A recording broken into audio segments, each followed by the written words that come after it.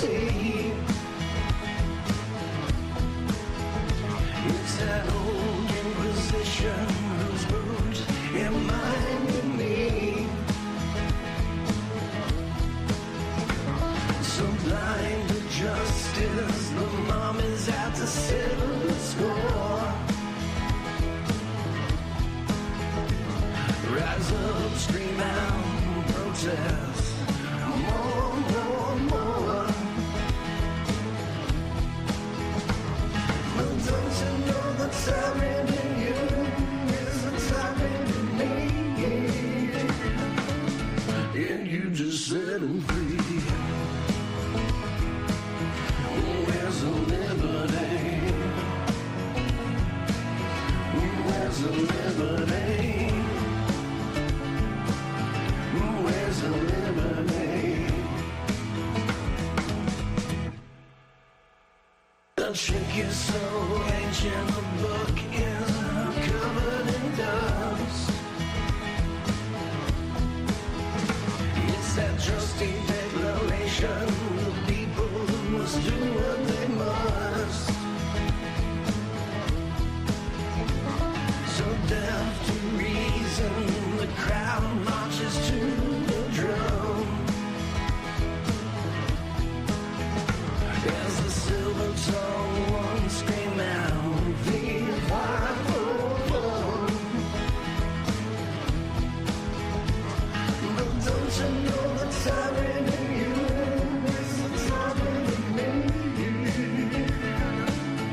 And you just set them free. Where's the liberty?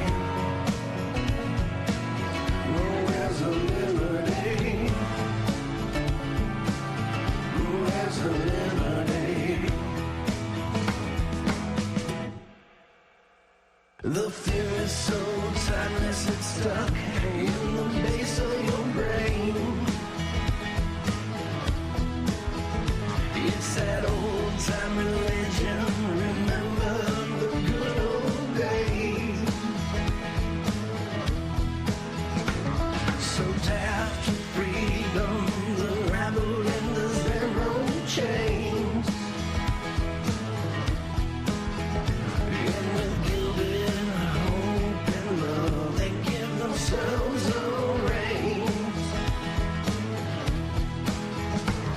But don't you know the tyrant in you is the tyrant in me? And you just set them free. Where's the liberty? Where's the liberty? Where's the liberty?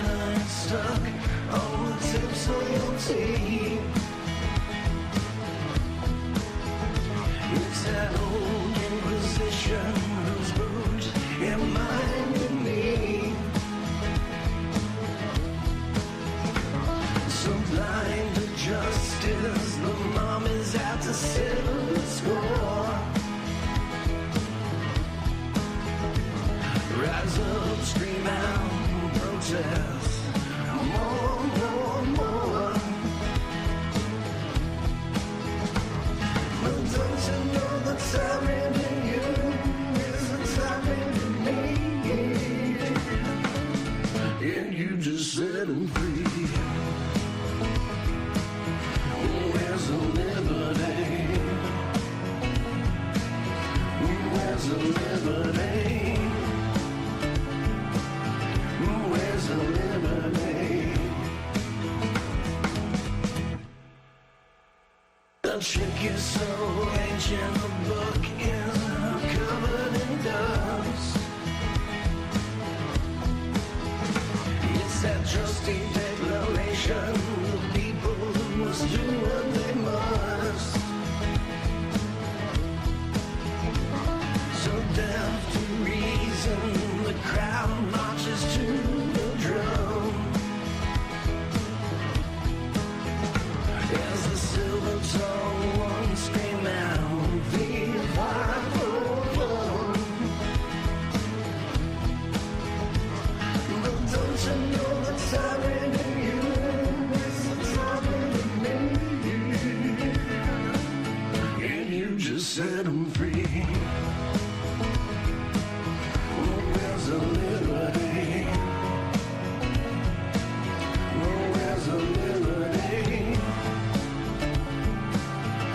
Where's the liberty? The fear is so timeless, it's stuck in the base of your brain.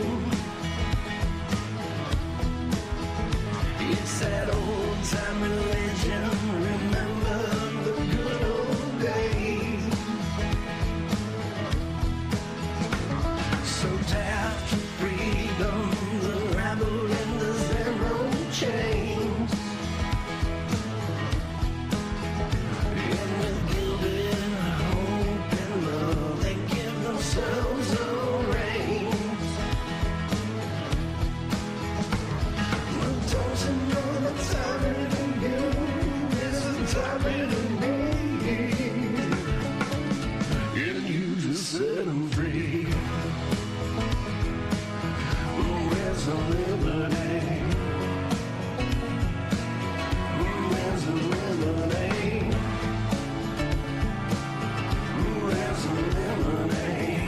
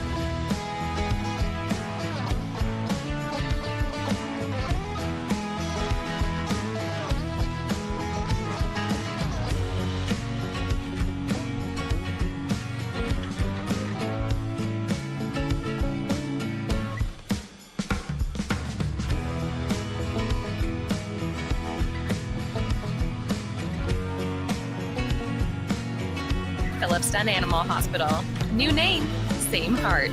Compassion you know, care that you trust. Hi, it's me, Flo, here to tell you that with a Progressive Home and Auto Bundle, you get 24/7 protection, so you're covered no matter where the day takes you. Even bad hair day? Yep. And tree branch fell on my car day? Especially that day. Progressive has you covered 24/7 for your home and auto. How about thought it was chicken, but it was tuna day? Or overnight construction outside my bedroom day? Those days, Great, because that was easy this week. in there. Well, at least your home and auto are covered every day with Progressive. Progressive Casualty Insurance Company affiliates and other insurers. Not available in all states. Taxes was feeling unwelcome. Now Taxes is an open door, literally, to new TurboTax stores. Meet our experts in person. Hi, welcome in. Powered by Smart Tech. Ready to do your taxes for you. Get real-time updates while you go about your day. Confident your taxes are done right. Now this is Taxes. Intuit TurboTax. TurboTax stores opening soon. Real-time updates only in iOS mobile app. The views and opinions of the following program are solely those of the host and other contributors. These do not necessarily represent those of Liberty Acquisitions 825, Blue Water Broadcasting, its management, staff, or any advertisers.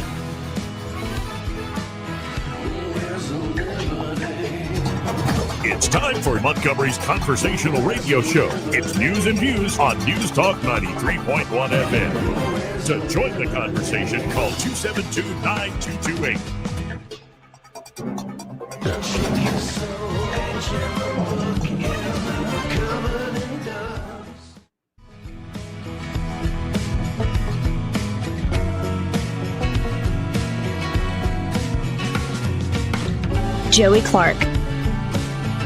Welcome into the program here. Lovely, cool Wednesday out of Montgomery, Alabama. I'm your host, Joey Clark.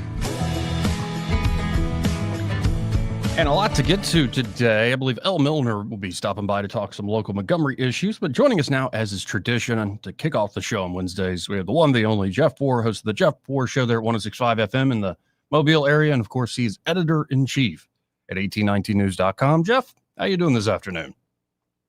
I'm doing well. Thanks for having me on. Now, I got to admit, you caught me off guard on this latest Epstein email dump this morning.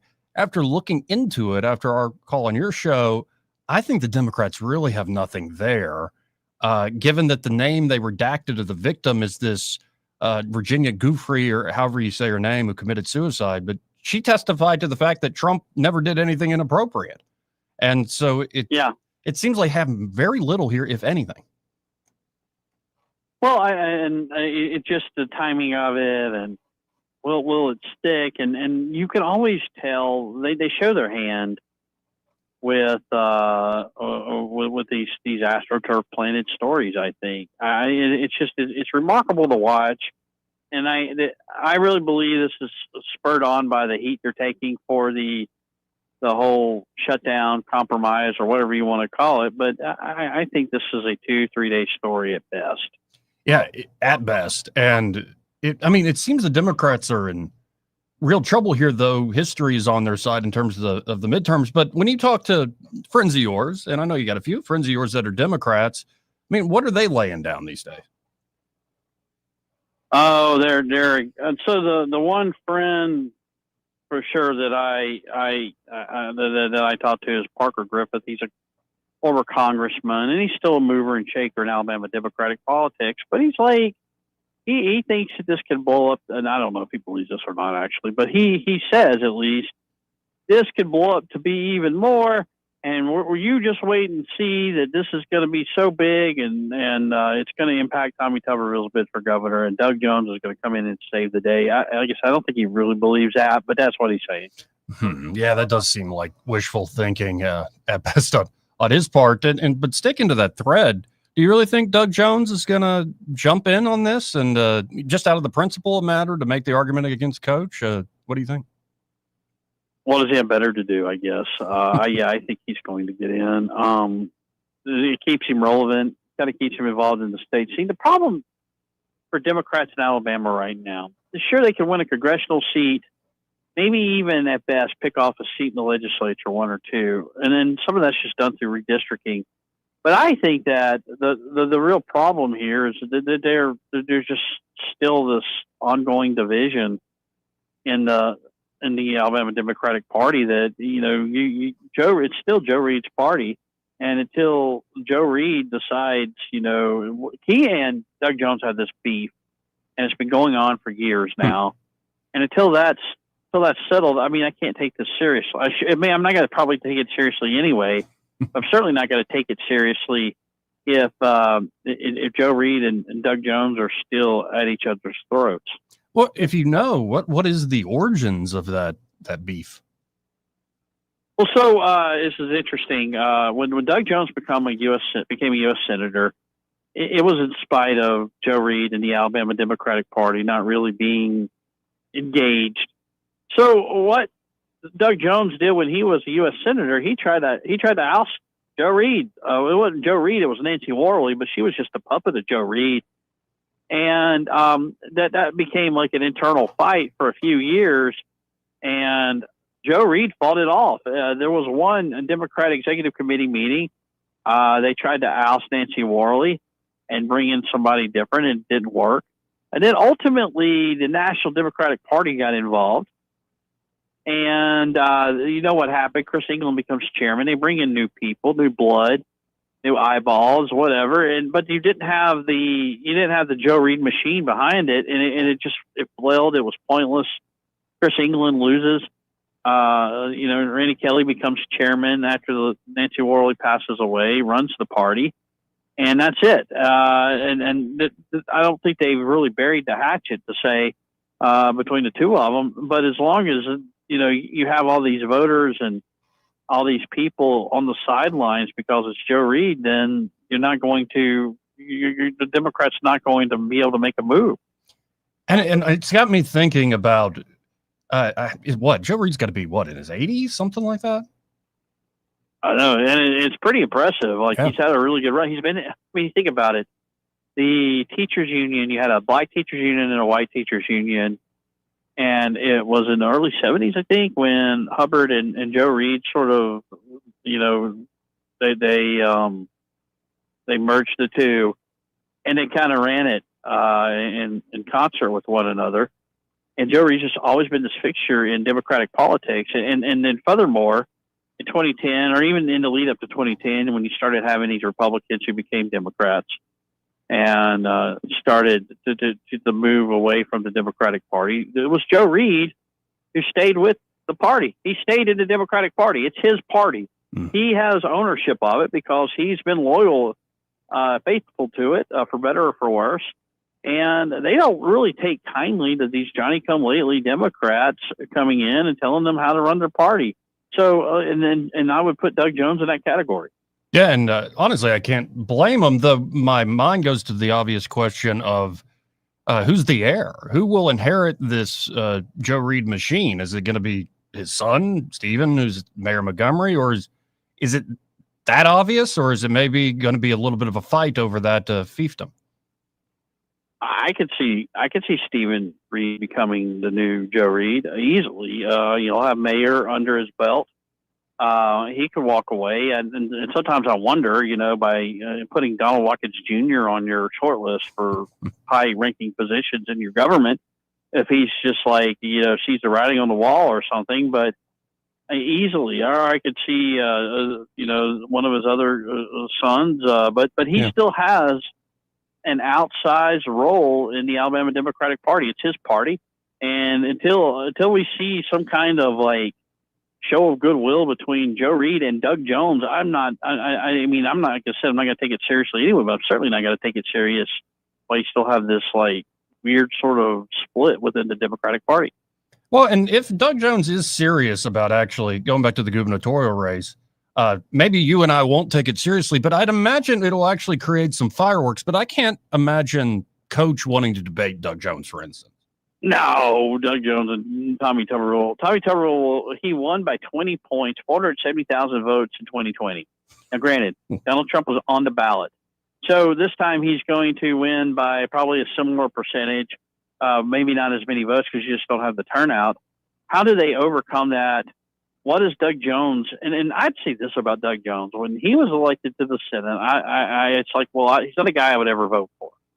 But look, maybe he really does want good things for the state. Maybe he really is going to try to be like a Fetterman. At the time, everybody would say Manchin or whatever. And you thought, if he could do that, then maybe we could work with this and it won't be as bad.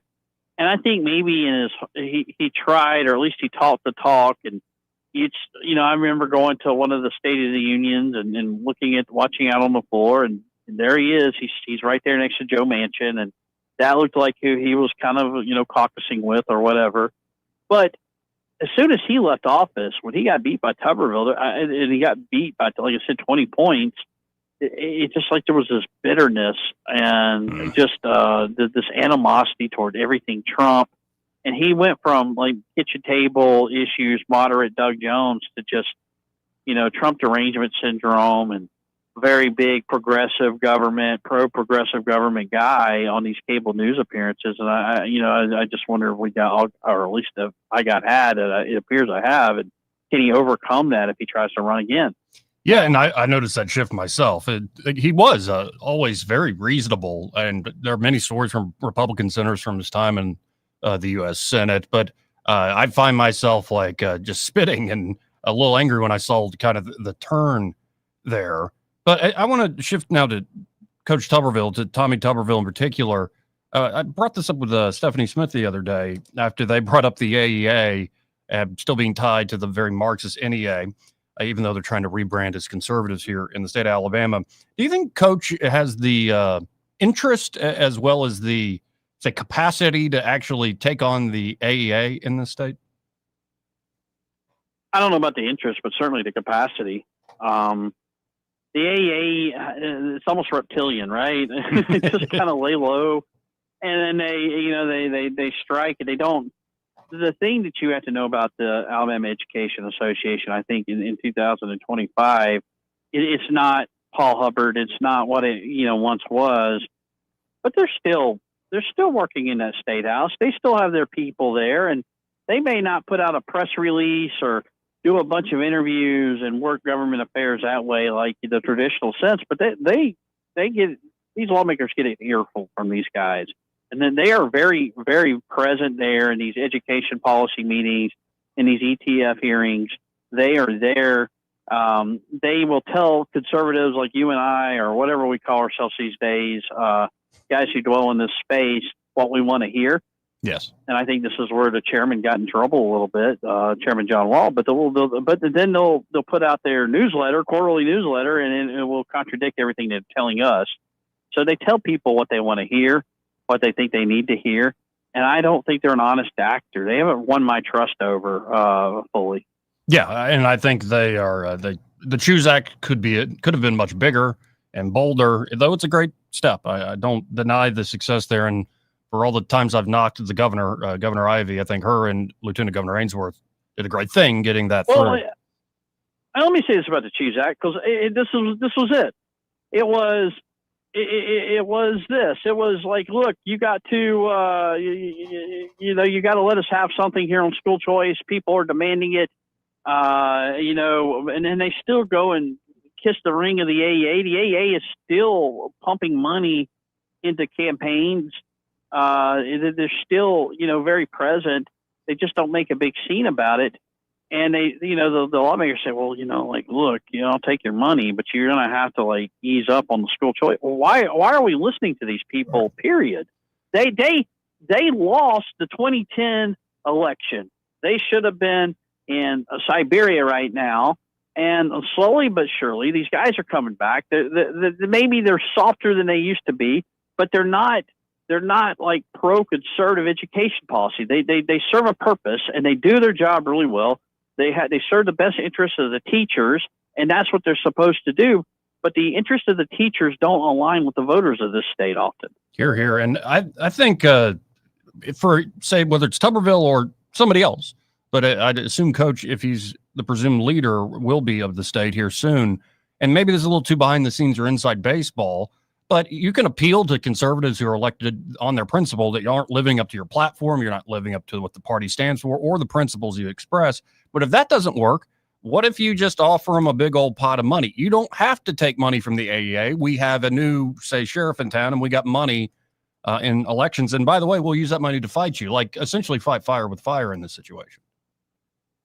Yeah, I suppose, but no one's really stepping up to the plate here. Look, you look in that hallway any given moment, Joey, and who are the lobbyists for everything else but the teachers? They have an outsized presence. It's you got ALCAP, you got API, you got the Republican Party, you got folks like that. But they don't carry the weight because the campaigns are getting money from AEA. And whenever, say, Dottie Chastain, who's chair of the ed policy, or, Terry Collins or whoever it may be, and they get a phone call, hey, we'd like to meet with you today. Well, that gets their foot in the door. They get hurt. There's so much power in their ability to write checks to campaigns and get their voice heard and be a player in these sort of policy discussions.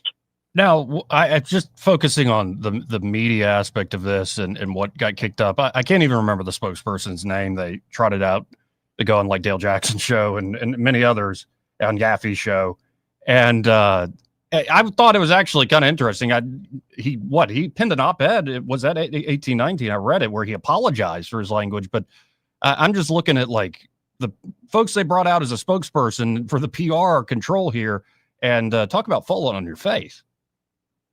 Well, Brad Presnall's his name, and this is what he does. And I know I'm going to badmouth him a little bit here. I know he apologized, but what he does, he goes to he's been on WVNN in Huntsville for a few years, and he goes to these deep pockets and says, "Hey, I could get your message for you out on conservative talk radio." And I mean, he's been trying to get on my show for a few years, and I don't have the space for it, but. What he does, he markets himself that way. He's a guy who could talk to these guys, talk some reason to them, get your point of view out there. And then when this dust up began and John Wall decided to get in the middle of it, they sent him some talking points, and he went on, and it sounded absolutely ridiculous. And then I guess they realized this isn't really helping our cause. We got to do something here. And then that was the sort of retraction. Yeah, and it's going to be interesting, and I think a lot of it relies on the bully pulpit from the governor's office. Of course, there's all the behind-the-scenes stuff with money at play with elections to get everybody disciplined within the party. But you're right, 100%, and it's why I don't like spending a lot of time down there. It's just lobbyist central at the State House. But it's very instructive. Sure. You know what I do? I do my show there, yeah. On Tuesdays or Wednesdays, whatever it is, and you come and you'll hang out for a segment or two, and then what I like to do you just hang out in the hallway, and these guys will talk about what they're doing, and they don't know me. They know Jeff Ford, but they don't know what I look like. Right. And I'm always stunned, like hearing what's important to them, what they're working on, and they're very free speaking. And I'm not like eavesdropping, but you can't help it. I mean, they're just right there sitting next to you, talking to each other. And, when it's school choice time or when it's, you'd be surprised. You think that the focus would be gambling or something like that. But no, it's like, do we want to be forced to have to label seafood as Alabama or Gulf Coast cod or, things like that? We don't want to deal with that. Or occupational licensing, and we're trying to kill this. And we it's kind of stunning the focus of people in the building who do have the ear of your lawmaker. Yeah, and I think you're hitting the nail on the head. I've spent enough time around, and it sometimes would shock people how narrow the interest and focus can be. For some of these folks who get paid handsomely, and I'm not saying they're necessarily bad folks, it's just when you especially think about all the high ideals and the principles and the agendas we talk about, especially in public. A lot of these lobbyists, they're just laser focused on a pretty narrow thing, but there's money behind it. Yeah. There's lots of money behind it. These government affairs guys. I mean, there's some really, really good ones, and the blue blood sort of Fine Getty guys who their claim to fame is they stop bad bills or whatever. But you hire them to stop a bill.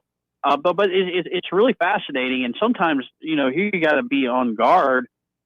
Whatever the topic du jour that you and I would talk about on radio that we think is the most important thing for the Alabama legislature isn't necessarily what the scuttlebutt is. That's sort of like for public consumption. And then there's just all these little internal squabbles and deals. And I mean, it is what it is. It's how the sausage is made. But you'd be stunned to know that, like, oh yeah, we're not really focused on that. That's what you guys in talk radio are talking about. But we're really worried about, credit card fees or whatever it may be, whatever sort of regulation or bill that we're trying to get done and give us a competitive advantage. It's stuff like that really drives the narrative internally, but it would probably bore your listeners to death. So, I mean, we're pretty much out of time here, but I didn't plan on this, but I kind of appreciate a little bit of the pulling back the curtain here. And I think more and more voters who realize that there is this big game, inside outside game, so to speak. I think the wiser the voter might be when it comes time for elections. Yeah, I do. But just know that they will come out and talk about things and give speeches and stump speeches, and it's all playing to you. Then when it comes time to govern, it's a total different slate of issues and bills. And you may have one lawmaker, Joey, who's high ranking, seniority, and he wants SB1 or HB1, and this is what we're going to do first. And it's just like a few years ago with having to renew economic incentives, and the governor calls a special session to make sure this gets done. And who had that on their bingo card is the most important thing that session. Probably not very many of us, but for a lot of these lobbyists, a lot of these trade organizations, it was the end all be all. Yeah, and maybe I'm putting too much hope on a Governor Tuberville, but my hope is that there are a lot of talented people, skilled, who know the institution there in the State House and Senate, and maybe some of those folks will feel like a sigh of relief and feel a little unshackled with new leadership in the governor's office. Yeah, I think so. But the only thing I would say about that, I would question is if the system is going to change with a very proactive governor. Is Montgomery going to be able to adapt from going 0 to 60? And I mean, I think you're going to see maybe some unfavorable reactions, at least in some part. Well, we'll be here. We'll all be covering it. I always appreciate your time, Jeff. If folks want to check out what you're writing about, think about, how can they do so? It's x.com/Jeff_Poor. Well, thank you, sir. We'll talk again soon, or I guess I'll see you Friday. Yeah, thanks for having me on, Joey. Thanks, Jeff. Again, Jeff Poor there, host of the Jeff Poor Show and editor-in-chief at 1819news.com. This part of the program brought to you by Montgomery Men's Health. And there at Montgomery Men's Health, they're ready to help you fellas out. You just don't feel like yourself. Seriously, many men feel tired, sluggish, and not like themselves, and they assume, it's just part of getting older. I'm a man. I'll just power through it. I don't need to go to no doctor. I don't know why you're even talking that way. Go to the doctor if you feel like crap, man. Low energy and performance issues aren't inevitable. Solutions do exist at Montgomery Men's Health. There's no guesswork, no gimmicks, just real science and effective treatments. The urologists and providers there will tailor solutions specifically to your body and goals. And beyond just testosterone, they have ED treatments and other options many men don't even know exist. Without going into the details, I'll just put it this way: a cat can't scratch it. And of course, it's affordable and accessible. Consultation, including blood work, is just $99 with results before you leave. So gentlemen, act now. You only got one life. Procrastination will make this worse. Let Montgomery Men's Health help you out. Just call them at 440-3663. That's 440-3663, or visit MontgomeryMen'sHealth.com to book your appointment today. He may not know whether he's coming or going, but whether you're going to work or coming home, Greg Budell is there. Mornings, 6 till 9, and afternoons, 3 till 6. Only on News Talk 93.1 FM, WACV. Drive now, pay later. Enjoy 90 days with no payments on auto loans. At ASE Credit Union, we're putting you in the driver's seat for a limited time. When you finance your newly purchased auto or refinance your current auto loan to ASE, you won't make a single payment for 90 days. ASE Credit Union will help keep cash in your pocket when you need it most. ASE Credit Union, your life, your goals, your ASE. Terms and conditions apply. Federally insured by NCUA. Pumpkin spice latte season. More like Prattville Carpet Fall sale season, when you can buy a square foot of tile, luxury vinyl plank, or carpet for way less than a coffee that tastes like a candle. I'm talking $1.39 a square foot. That's way cheaper than the big box stores. And Prattville will throw in friendly, helpful customer service for free. That's the big difference. Hi, I'm Ray Bowles from Prattville Carpet. Call us today for your free measurement. Prattville Carpet, we're more than just carpet. Shop the fall sale now at PrattvilleCarpet.com. For more than 50 years, the Tears family's been keeping the river region flowing with Roto-Rooter. From drain cleaning to septic repair and installation, no job's too big or too messy with a local team you can trust. So when water won't go where it's supposed to, call the hometown experts who've been serving Montgomery for over half a century. That's 272-7130. Or visit rotorooteralabama.com. And remember, call Roto-Rooter, that's the name. And away go troubles down the drain. Roto-Rooter. This is your roving reporter. Today I'm talking with a prospector. That's right, man. I'm prospecting for gold. You dig? No, but it looks like you do. And you know the first thing I'm going to do when I strike it rich? What's that? I'm going to hire David Ernest to be my money man. You mean everyone's favorite asset preservationist? That is correct, man. I'm going to call him up at 833-596-7233. 833-596-SAFE. You know, I've heard a lot of good things about David Ernest. You know, he's the best money man around with over 40 years of experience. Experience is necessary, especially when you're digging for gold. That's right, man. And I can see that you don't have very much experience. What do you mean, man? Well, you have the little plastic bucket and shovel like a kid would take to the beach. Yeah, man. Well, I want to start out small and then kind of pace myself up until I strike it rich. Well, maybe you should call David private artist first. You think he's got a shovel? Never know till you ask. I dig, man. For too long, Alabama's statewide news companies have shamed us for our conservative Christian values. Alabama deserves a news company that cherishes our culture, a company that isn't bought and paid for by the powers that be. 1819 News is that company. Run by Alabamians for Alabamians, 1819 News celebrates what is good and beautiful about our state, while exposing those who work against our values in secret. Just go to 1819news.com to learn more. Subscribe to our newsletter. That's 1819news.com.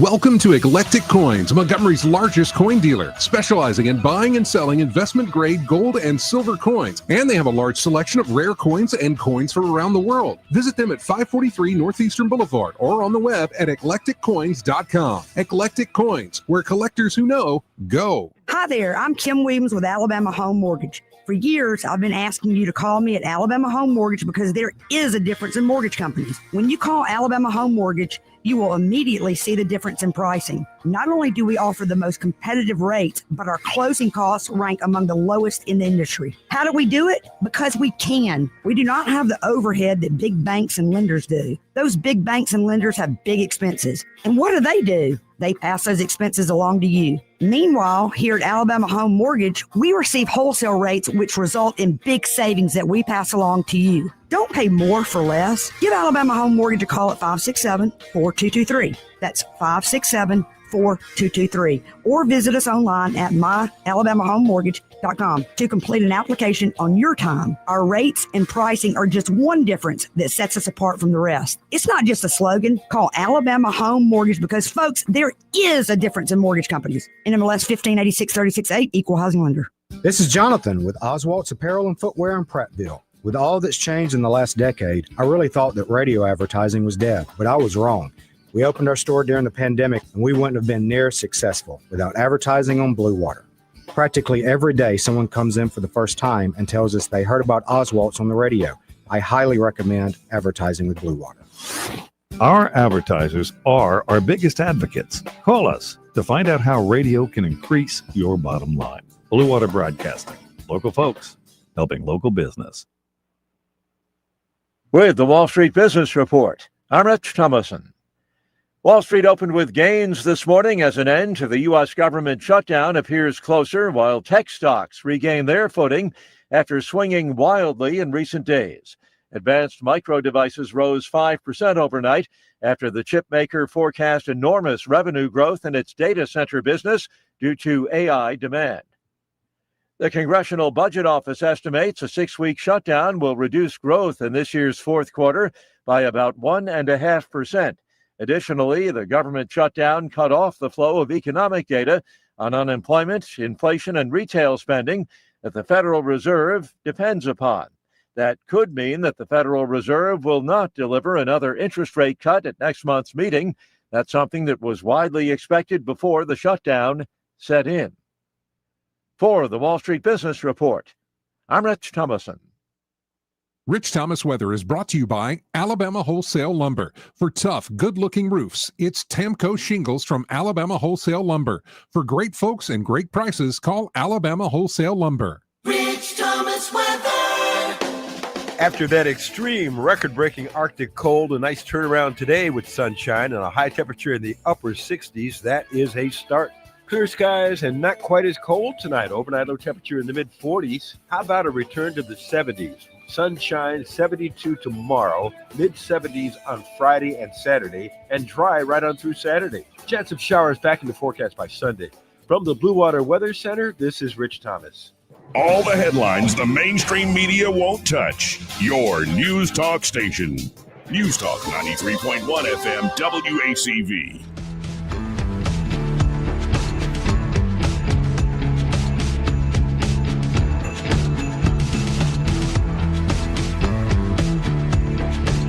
Joey Clark. Welcome back to the program.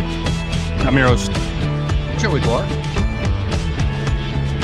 And joining us in studio now from the Captain's Quarter Show, he's the host there, L. Milner in the studio. How you doing today? Man, what's going on, man? I'm doing awesome. I'm glad to be here. I'm glad you're doing well, and I want to continue. I don't know if you heard a little bit of my conversation there with Jeff Poore. but he made clear that a lot of the Alabama Democratic Party is still Joe Reed's party. And there is still to this day this split of sort of the national, the Doug Joneses, the other, and then Joe Reed, who's been here, I'm talking senior, who's been here running the Democrats for a while. And I'm wondering, who is the obvious heir?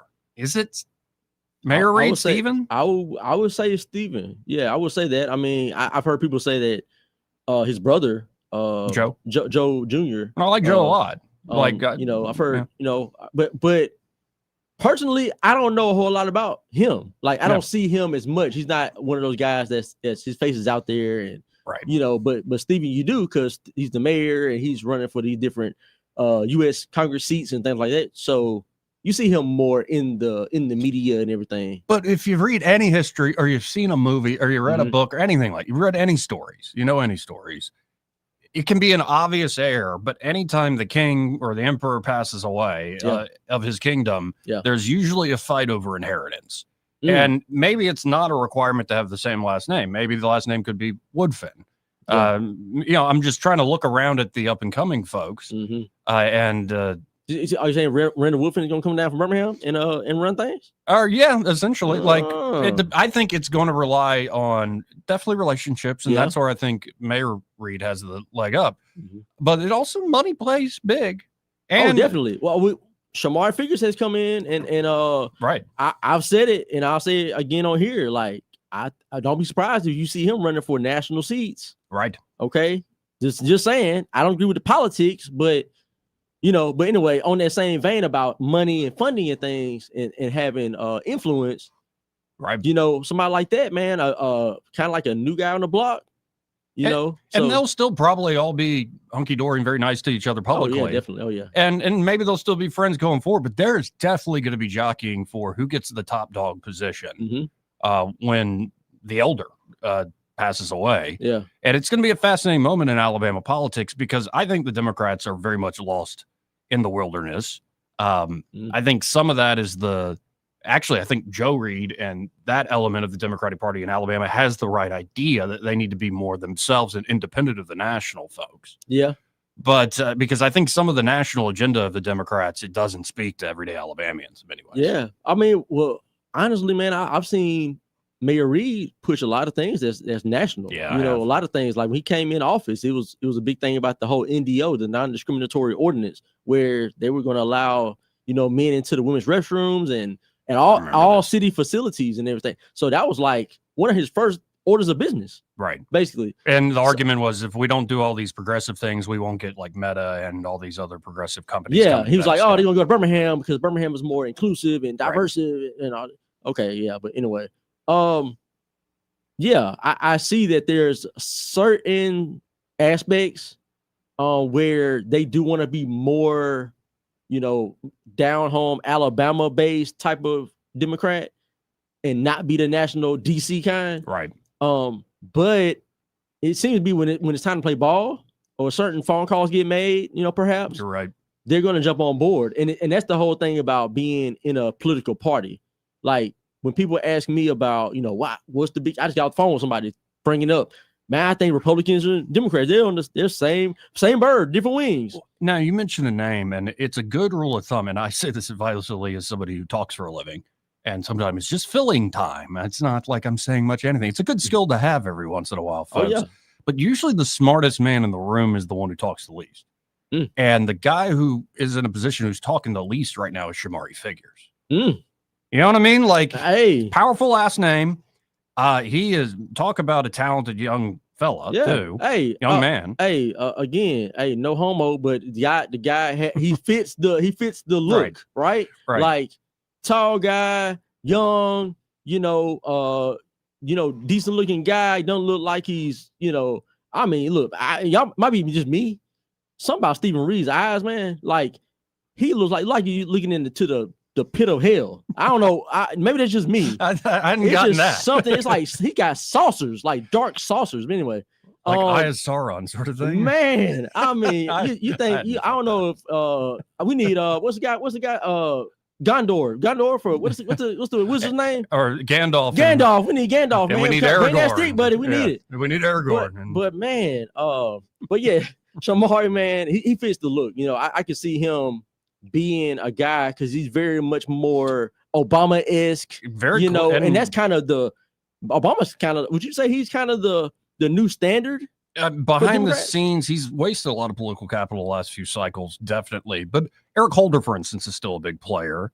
And I'm sure Shamari Figures has a good relationship with Holder, as well as he was Deputy Attorney General to Merrick Garland. So he has all these top ties, yeah. But then he has the legit prestige local name. And again, he isn't, you know how like Terry Sewell runs out and has a press release or a video about everything. The lady, the drag looking. Wait, you're saying that Terry Sewell looks like a drag queen? Hey, am I lying? Am I lying? Does she not look like a guy in a drag? I'm just saying, a guy put a wig on. I mean, come on. And who out there disagrees? Look her up right now, y'all. Go on Google, type in Terry Sewell, Alabama, and tell me what you see. See, we have different styles. I might just call her fabulous, you know. I'm sure she is fabulous. I'm sure she is, man. Hey, she got it going on. Hey, shout out to Terry Sewell, man. Not really, but anyway. But you notice she's always doing the press releases and stuff, and she's been in Congress forever. Whereas, like, I'm sure Shamari puts out stuff, but it's not in the same style. Again, he's very he's almost too cool for school. Yeah. He was real quiet when when the whole Charlie Kirk thing happened. And there were certain Democrats that kind of jumped out the window. Yeah, they did. Right. And I kind of pay attention to him because he's in Alabama, and I was seeing what he had nothing to say, nothing negative, nothing positive. Smart. Yeah, he just stayed out of the way. Yeah. And then there was another guy, I forget the person that passed away, and they were like this big civil rights person. Apparently, I didn't know who they were, but he was like, that person was such a game changer and all this spearheading change and stuff. Like, dude, really? Like, this dude, nobody knows who that is. Your family probably know him. That nobody else knows that person. It just with Tuberville this next cycle. Tuberville coming to town, running for governor. Doug Jones will probably be running against him on the statewide level. But I see a lot of changes, not just for the GOP. I think time does its work. And I try not to be rude about this. Maybe I've crossed that line with Governor Ivey. I guess I apologize. But time does its work. And you're going to start to see a new generation of folks stepping up on both sides of the aisle. And for better or for worse, it is going to fundamentally change Alabama politics. And I hope for the better. I pray for the better. And honestly, it's better than what we've had the last several years because the Dixiecrats just won't go away. That's still kind of what runs this state, in my humble opinion. They got a little more conservative, a little more. Yeah. Like we've gotten some good conservative things done, but it's still sort of that old network and club that people are a part of over there on Goat Hill. Maybe new leadership will start to change things on both sides of the aisle. And I think it's going to be fascinating if we pay attention to watch all the back and forth and dynamics of it. Oh, definitely so, man. I'm excited to see, to me, it's kind of like watching like this political game play out. It's like a game. It's like, I'm an Auburn fan in real life. Right. And we're in the dumps and I'm looking at Republicans whooping the Democrats. But it's fun because you watch this, if you're a Democrat, you're looking at them like Auburn, like they're gonna fumble the ball, they're gonna throw the ball away, they're gonna get a call against them, so they're gonna lose, right? It's fun to watch it, and now they're trying to like scramble. We got to put somebody in this governor race. Who's gonna go up against the big bad Tommy Tuberville? Oh, I know. Doug Jones, who lost to him the last go round for the Senate seat. 700,000 votes. Yeah, it's pretty crazy. And you interviewed a guy who's trying to run, Chad Martin? Yeah, old Chig, Chad Chig Martin. I got to interview him yesterday on my show, the Captain's Quarter show on Facebook and YouTube. And we got to talk about, Doug Jones a little bit, about him getting in the race. And, Chad he represents, I would say, kind of more that Dixiecrat type of moderate Democrat, socially conservative, but I want to gamble. Maybe I like weed. Into the weed, the lottery, all that good stuff. And but and also the healthcare thing. He also dropped the bomb on there about he's got a plan about mixing the gaming with healthcare. So when the gaming money will go to fund people's healthcare. Anyway, hey, y'all go check out the show and listen to what he had to say about it. But yeah, man, he represents the middle of the road, which is I think why. If I'm not mistaken, I say probably Chad is probably one of the front runners on that side right now. If I had to guess. He very well might be, and I'm thinking if everybody's throwing their hat into the ring. I know Doug has got the biggest profile, Doug Jones. What isn't Jamel Brown running for fun? Like I don't know if it's for fun or if it's a social media thing or is he serious?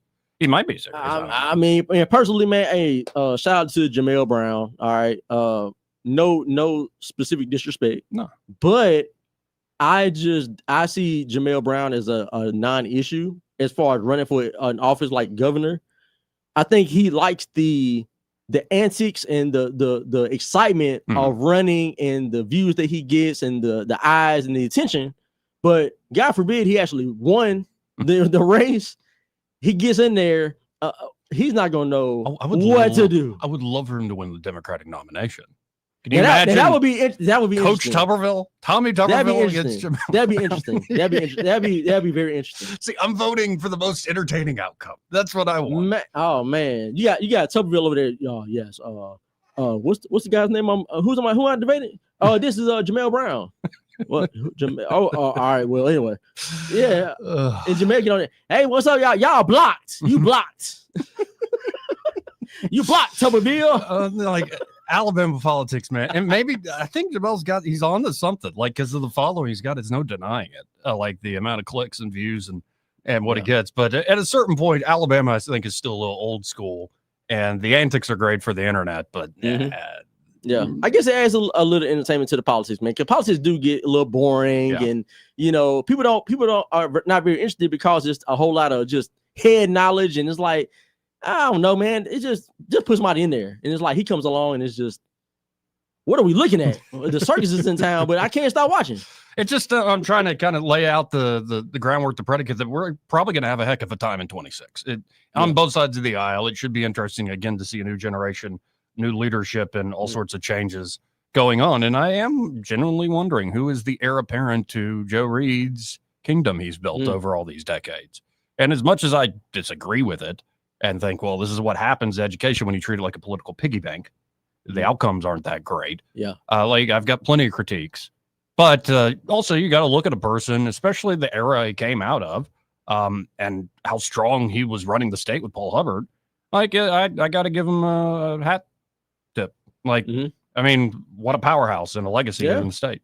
Yeah, most definitely. And I don't think it ends here. Like whoever the next thing, the successor is, whoever that is, they're gonna pass it down, man. They got kids, they're gonna have kids, and it's gonna keep it. It's a keep it in the family thing. And like you said, Shamar Figures is a threat to that.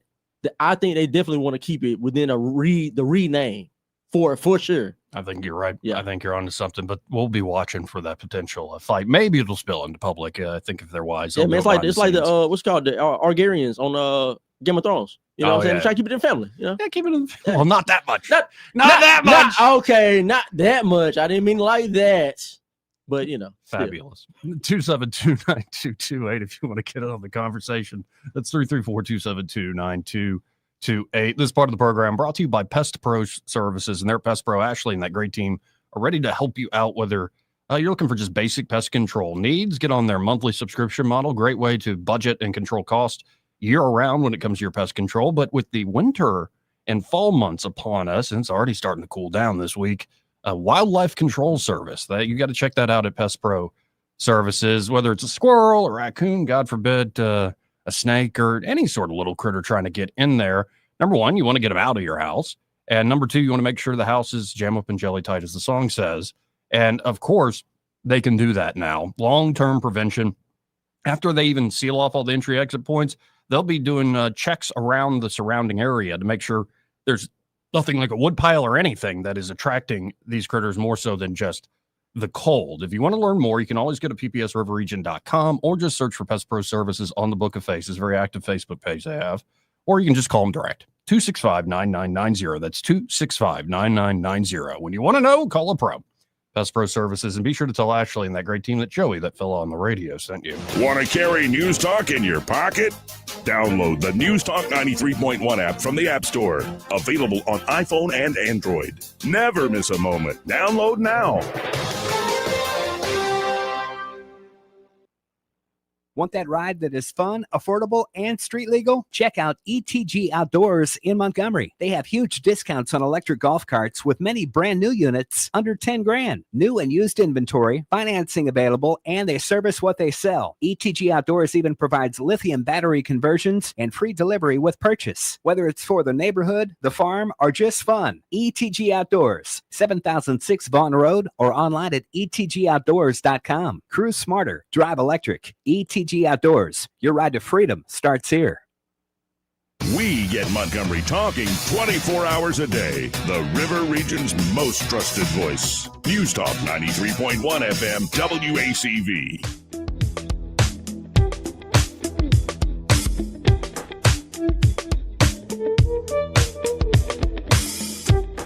Welcome back. I'm your host, Joey Clark. 272-9228 if you want to get in.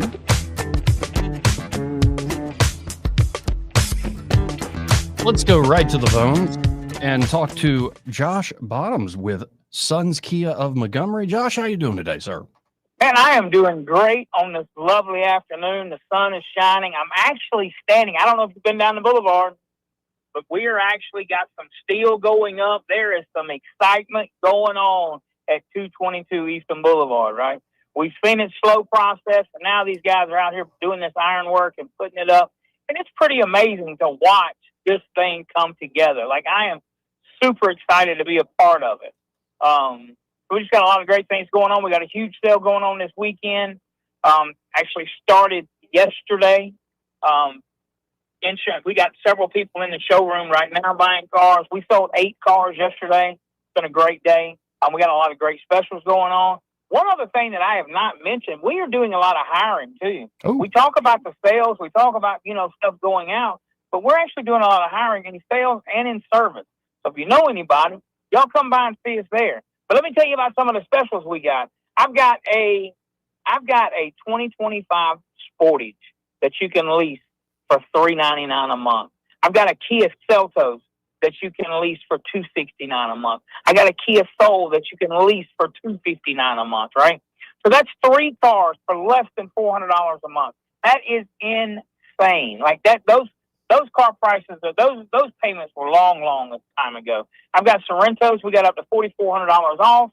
I've got some K5s up to $3,500 off. We've got 0%. We've got 0.9%. We got 1.9%. We got some of the lowest interest rates that I've seen in a long time. As you can tell, I'm pretty excited about what we got going on. Y'all come see us on this side of the boulevard, or you can shop us online at www.sonskiamontgomery.com. Well, I appreciate it as always, Josh, and it does. The energy is infectious just over the phone line. Y'all get by there today. Appreciate it. Thank you, buddy. Appreciate you. Again, that's Josh Bottoms there with Sons Kia of Montgomery. And, I'm a Kia owner, and I'm freaking loving my Kia still. Like, the K5 is a great car. Mine's a 22, but it's still running great and got a lot of great features here. Let's turn your camera a little bit that way, square you up a little more there. So, I don't know if you've seen, like, the back and forth all around the legacy of Charlie Kirk that's happening on the right. Just some of the fighting going on. The whole thing with Erica and Candace Owens.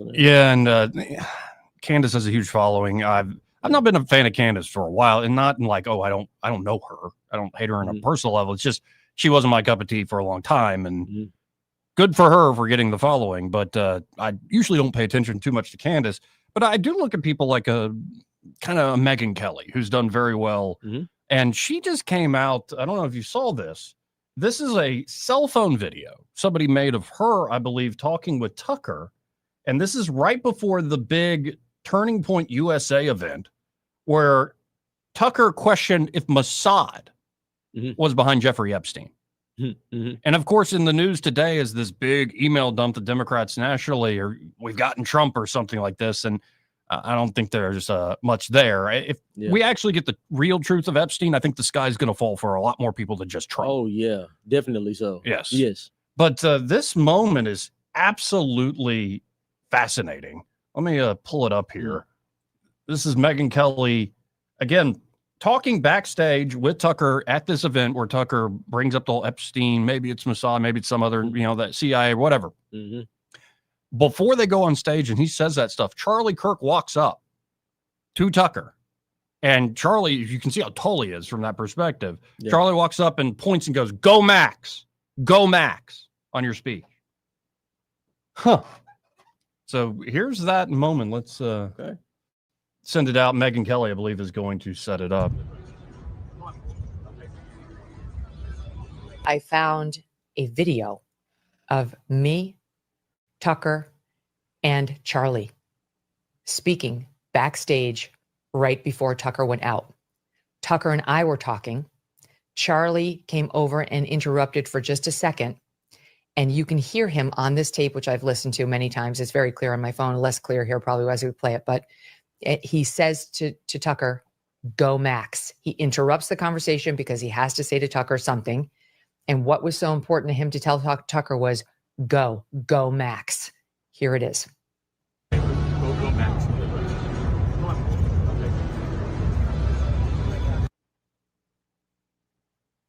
It's quick. It just happens to be on tape. And it backs up what Tucker said. And so I just think we need to be realistic. Charlie understood what was happening to the conservative movement over Israel. He probably understood it better than any of us because he absolutely loved Israel. And yet he represented and was of young people. He was young. That was his constituency. That's where he spent all of his time. And he knew that even on the right side of the aisle, they had turned and were turning on Israel.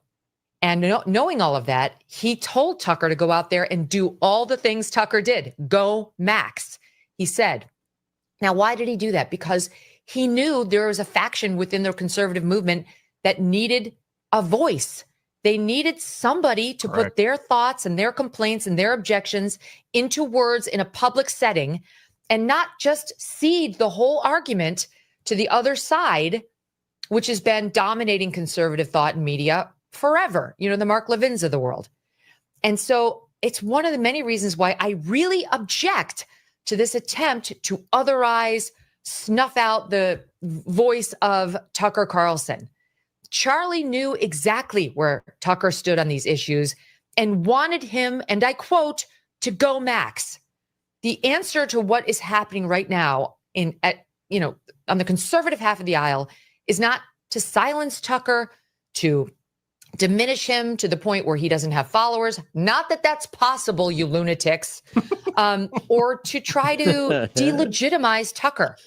If anything, Tucker is a remaining voice for Charlie, whose views were changing himself.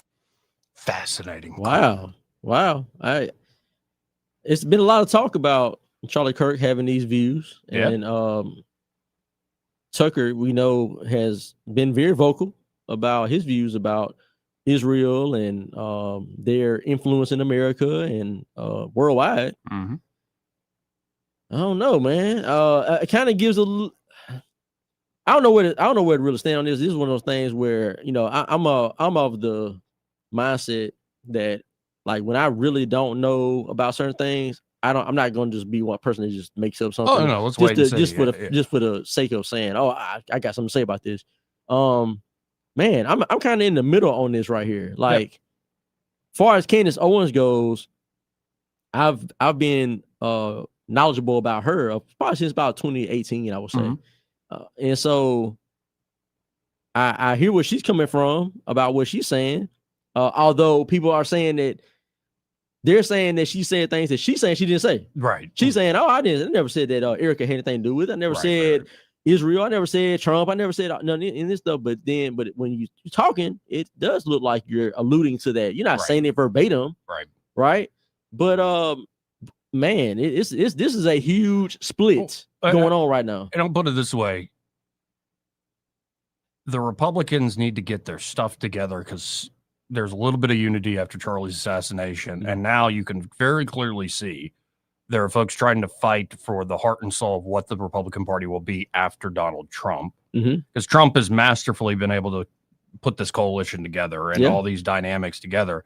But if this infighting continues into next year And, a lot of people want to still think, oh, Fox News is driving the car. No. What drives the car is the independent online media folks. Yeah. And that's what drove the car in 2024. And if the online independent media folks, and some aren't that independent, are having this infighting as we head into the summer of 2026, the Democrats will easily take the House, if not more. So there needs to be a laser focus on things. I got to hit this top of the hour break. More with El Milner after this.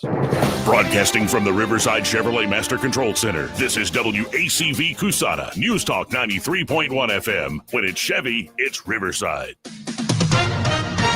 With SRN News, I'm Bob Agnew in Washington. House lawmakers set to vote later today on reopening the federal government. If so, it will end the longest federal government shutdown in U.S. history. The Supreme Court on Tuesday extended an order that blocks full SNAP payments amid signals that the government shutdown could soon end and food aid payments will resume shortly. Even with an end of the shutdown in sight, snarled air flight schedules continue because they had to scale back so many flights. They say even once the government is officially reopened, it's still going to take a few days, maybe weeks, to get things exactly back on schedule after the disruption. The White House considering a 50-year mortgage to address the issue of home affordability. Critics contend it will not solve issues like supply shortages and high interest rates. On Wall Street, the Dow right now up 368 points. The Nasdaq down by 71. This is SRN News. Hey, I'm Mike Slater. My dad passed away at the age of 63. It's out of nowhere. Had a stroke. Super hard, obviously, for the whole family, but my dad had life insurance. This is why I have life insurance for my family, for my wife and 4 kids. And the best place to get life insurance is ethos.com because you can do it in 10 minutes. And there's no medical exam and no blood test, just a few health questions. Get life insurance in 10 minutes so your family is protected. Ethos, ETHOS, ethos.com/Mike. Do you have $10,000 or more in credit card debt? Are you barely getting by making minimum payments? With credit card debt reaching all-time highs, National Debt Relief is letting everyone know about great debt relief options now available to help people with overwhelming credit card debt. These options may reduce a large portion of your credit card debt. Get a free debt relief consultation when you call 800-304-3399. 800-304-3399. That's 800-304-3399. Rich Thomas Weather is brought to you by McPhillips Schimbaum. My name is Aaron Luck, a partner with the law firm of McPhillips Schimbaum. If you or someone in your family has been seriously injured by the negligence of someone else, call me directly. 262-1911. Rich Thomas Weather. After that extreme record-breaking Arctic cold, a nice turnaround today with sunshine and a high temperature in the upper 60s. That is a start. Clear skies and not quite as cold tonight. Overnight low temperature in the mid-40s. How about a return to the 70s? Sunshine, 72 tomorrow, mid-70s on Friday and Saturday, and dry right on through Saturday. Chance of showers back in the forecast by Sunday. From the Blue Water Weather Center, this is Rich Thomas. Budget Floors and More has the best prices. Carpet as low as 69 cents per square foot. LVP starting at $1.29 a square foot. Sheet vinyl as low as 65 cents per square foot. And the lowest prices on flooring installation supplies. Budget Floors and More across from Delray Publix. From the Blue Water Broadcasting News Center, here's today's top stories. AAA of Alabama will be giving away free steering wheel locks to some Hyundai and Kia owners tomorrow. AAA will distribute the locks to owners of 2011 through 2022 Hyundai and Kia vehicles in an effort to combat car thefts. AAA will distribute the locks on a first-come, first-served basis at their Bond Road office from 10 to 4 p.m. tomorrow. The Montgomery Warming Center is issuing an urgent call for volunteers. The Warming Center is located at the Crump Center on Congressman Dickinson Drive. Volunteers' duties will be to check in guests, distribute supplies, and monitor the space to ensure safety. For more information to volunteer at the Warming Center, go to the City of Montgomery website. Crime Stoppers has increased the reward to $5,000 for information in the 2019 cold case homicide of LaQuanda Parker. On the morning of March 11th, MPD responded to the 2800 block of Fair West Street, where 31-year-old LaQuanda Parker was found dead from multiple gunshots. If you have any information regarding the murder of LaQuanda Parker, please contact police. From the Blue Water Broadcasting News Center, I'm Sky Mosley. This hour of news and views is brought to you by our good friends at Alabama Home Mortgage. Alabama Home Mortgage, 567-4223. Visit them on the web at myalabamahomemortgage.com. NMLS number 1586368. An equal housing lender. Visit Rich's Car Wash today and save money this year by joining their Unlimited Wash Club. A new year means new adventures, so keep your ride clean, dry, and shiny. Enjoy detailing perks included with your wash like towels, mat cleaners, air fresheners, and more. Get to Rich's Car Wash today or visit them online at richescarwash.com to sign up for their Unlimited Wash Club. The views and opinions of the following program are solely those of the host and other contributors. These do not necessarily represent those of Liberty Acquisitions 825, Blue Water Broadcasting, its management, staff, or any advertisers.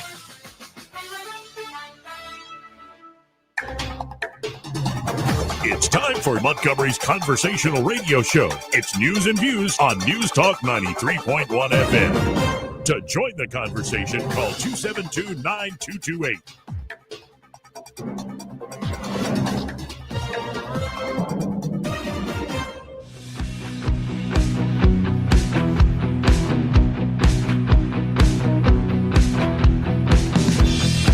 Better look in person than Kamala.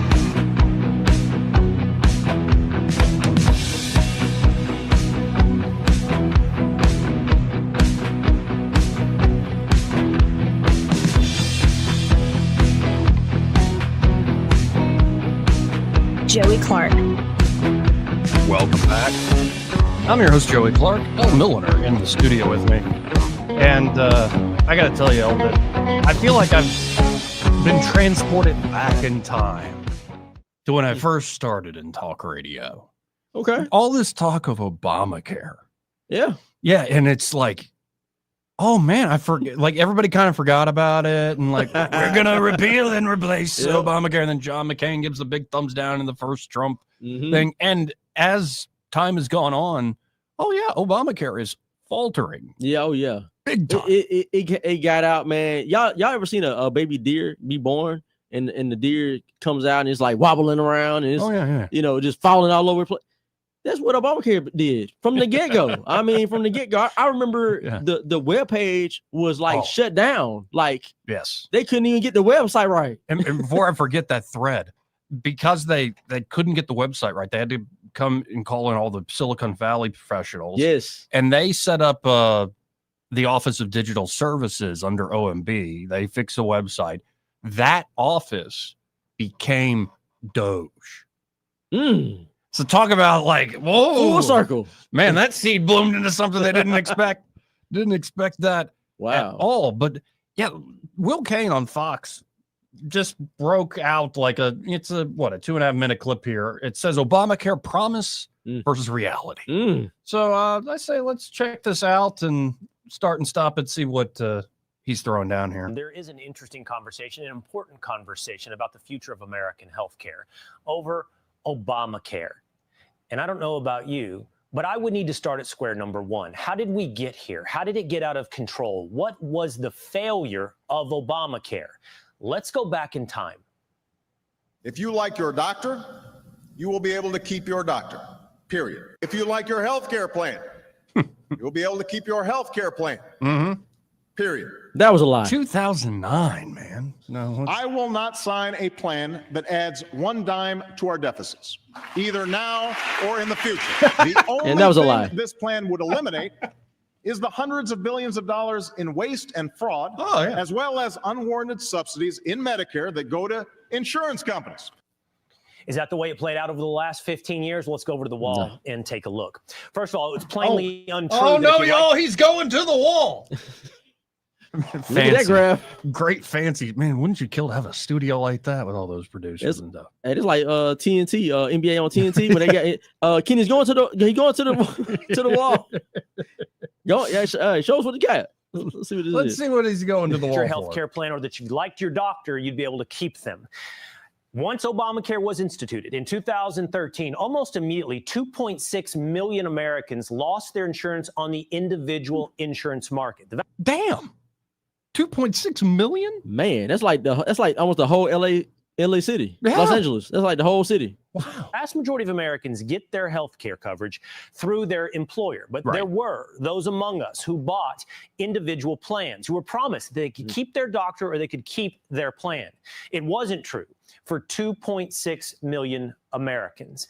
And we move forward in time, and Obamacare offered tax credits to those that bought plans through the Affordable Care Act, through the exchange, through Obamacare. And on paper, it looked pretty good. When you brought in the average premium tax credit, it looked like what you'd be paying for your premiums ranged from $153 to $113, affordable to most Americans. There's been a lot of talk about subsidies and whether or not the subsidies that were extended during COVID would continue. Now, if those subsidies do not continue, if they expire as they are set to do and as they were written in legislation to do, well, the market is unsustainable. The actual average monthly premium after expired tax credits looks like you'll be paying well over $600 a month in insurance. Damn. What? I thought they were saying it. I thought people today are saying Republicans are doing this. Well, they're saying that, but they're forgetting the roots of where all this came from. What? Wow. It's almost like it's actually what Obama implemented. Or like they did it on purpose, like they wanted it to Yeah. So then we could have the conversation about single payer.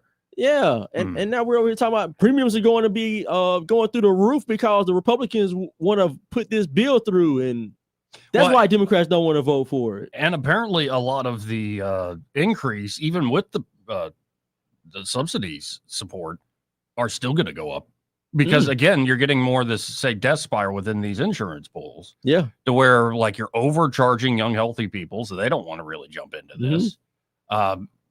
In a way, you're also charging folks that had remember the Cadillac, like the gold-plated plan, like folks that were well off, and all those plans were kind of taken out. And I have personal experience. I now have health insurance through the company here. Thank God for them. But when I first started here, I was a wage employee. And so I'm jumping on the Obamacare marketplace because I was trying to avoid the $500 penalty. Yeah. You know, not making that much money. And I remember thinking as I'm looking at this, just to not be under the gun of the tax penalty. This is crap. Wait, I'm going to pay this much a month for something I'm never going to use. And even when you give me the tax credit after it seemed like a scam. And I still get the messages from them. And I'm like, I'm so glad to be done with the stupid marketplace they set up. Yeah. And you know, you go through the process. It's just a website or something, but I'm like, this is not a good deal for me or for anybody. Man, it's almost like the more the government is involved in things just go to hell. I mean, especially like education, they're very involved, right? And it's getting more costly every year. Yeah, from K through 12 to especially the university level. That's right. And then healthcare, healthcare, very involved. I mean, I think over 50% of expenditures, well over 50% of expenditures are from the government. Yeah. So they're pretty controlling of the healthcare market, and not to mention all the regulations, especially all the carve outs for the big pharma companies. And it's interesting how all this is so expensive, right? You go to the hospital, have a surgery, and you're paying, I mean, arm and a leg, a finger, toes, and everything. Yeah, and people made these fancy charts where you looked at the trajectory of healthcare costs, which were outpacing inflation in the same way college tuition was outpacing inflation by ridiculous amounts. Yeah. But that trajectory before Obamacare is now, that trajectory got even worse. It's spiked even higher with the premium and healthcare costs. So something has to be fixed. It's the one area I think people agree on. Healthcare in this nation is a bit broken.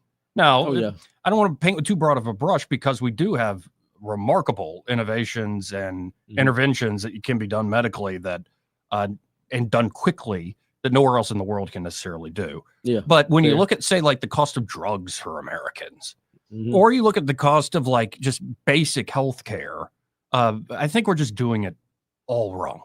Like, especially this idea of like your insurance, covers a year? Like, but we know that unless you're unlucky and God forbid, and we have all sorts of safety nets for folks, of tragedies happen. But say the average person who doesn't have those tragedies or the car accident or these sorts of things, most of your healthcare cost will always be at the end of life.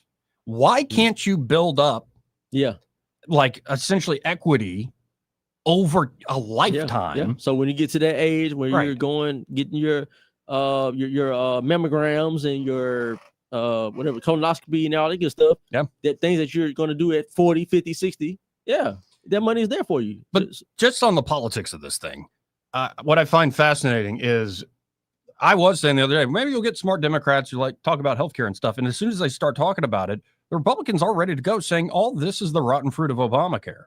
That y'all, and we can play the clips over and over again. Like your doctor, you can keep your doctor. Like your plan, you can keep your plan. Yeah. Well, that didn't work out. And costs are continuing to skyrocket. And that's the damnedest thing. We must give billions of dollars of subsidies to the big health insurance companies in order to make sure folks are taken care of. And it's like, wow, y'all talk a great game about helping the working class. And I guess you are helping the end consumer. It's instead of $600, it's going to be $100-something, $50 Well, I a mean, month. but they're big on taxing the billionaires and taxing, well, it was the millionaires. Right. But then they became the millionaires. Right. So then they're like, oh, no, the billionaires. Right. And that's about taxing them. It's always about taxing them. But then when it comes to healthcare. Well, Bernie Sanders, why do you have millions of dollars? I wrote a book. Yeah. I wrote a book on how bad capitalism was, and I made a lot of money. I wrote a book about millionaires, and then I became a millionaire, so now I'm talking about billionaires. So I don't know where they go with that, but I think the thing staring Republicans in the face, like I'm looking at a headline here, AAA gas prices nationwide down just 1 cent from a year ago today. America needs more refineries. Yeah. They got to get on this. What's the national? Because I saw something about 3 weeks ago that said the national average had gone down to under $3 a gallon. It was like $2.98 for the first time since Trump's first term. Yeah, but it needs to go down even more. Yeah. But you know, I let me see here. It's interesting that like when Trump was in office the first time, it was about $3, something like that. $2.80 whatever the case, and then when Biden got in office, it shot up, and the national average was it peaked at like $3.88, $3.90, and then and now it's under $3 or around $3. The AAA as of today, I'm looking at their chart here. Current average for regular 87 is $3.07, give or take. But when you look at Alabama, we're actually in the $2.70 to $2.50 range, and a lot of the South is that way, under $3 on average, but the national average is just slightly above.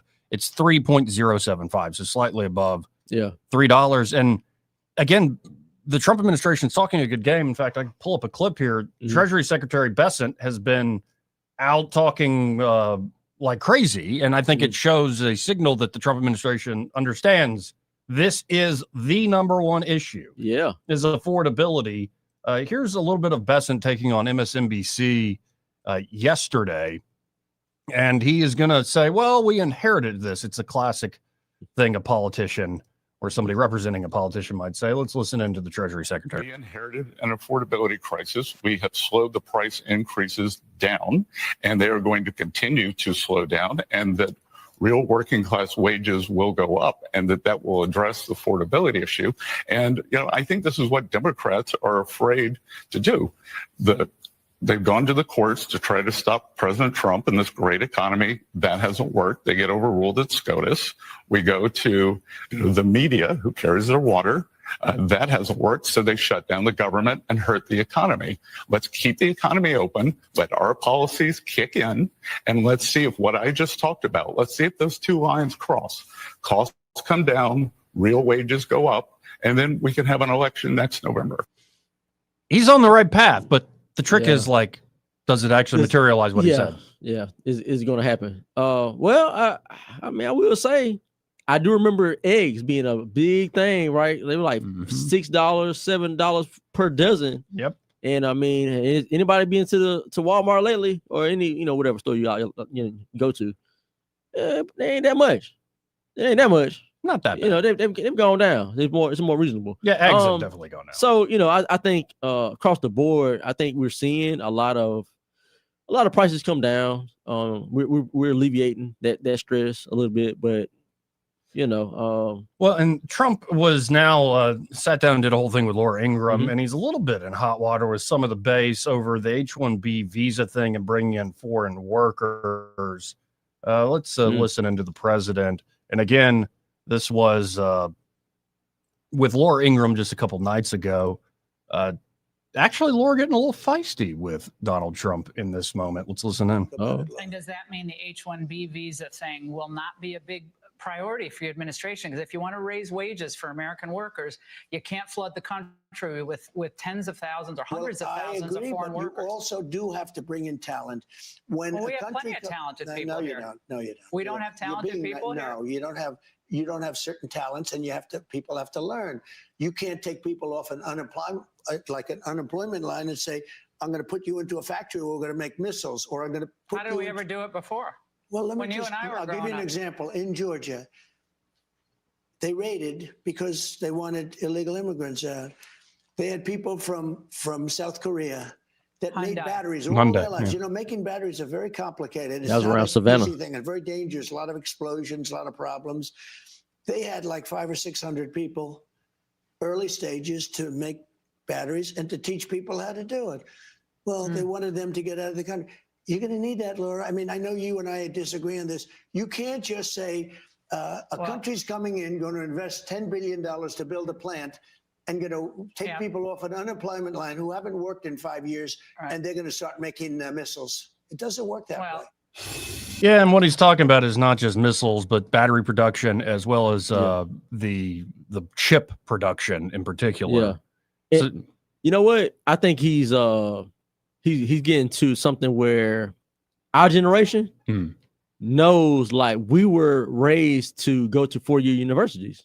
Right. Yeah. The whole emphasis was, especially from the early 2000s, even up to now, the thing is go to college, get you a 4-year degree, get that degree in whatever you want to get it in. Right. I mean, they got basket weaving, they got all kind of stuff, arts. I remember going to Clemson University and going on a tour, and they allowed us, the students, to create a major, created. 18-year-olds. Okay, so anyway, son, what are you doing for 30 grand? Dad, I just want to dance all day. I want to interpret the world through dance. So we have young people leaving high school, going to college, getting degrees in things that don't really matter, or that they can't really use going forward, or that they're not going to even be focused on in the next 6 months. Now you have a lot of people with all these degrees and no skill sets. So you're kind of going back to what he's talking about, which is people don't have jobs, or they're not skilled enough to go and do these computer chip jobs, or creating these batteries, or putting cars together, or whatever the case, putting missiles together.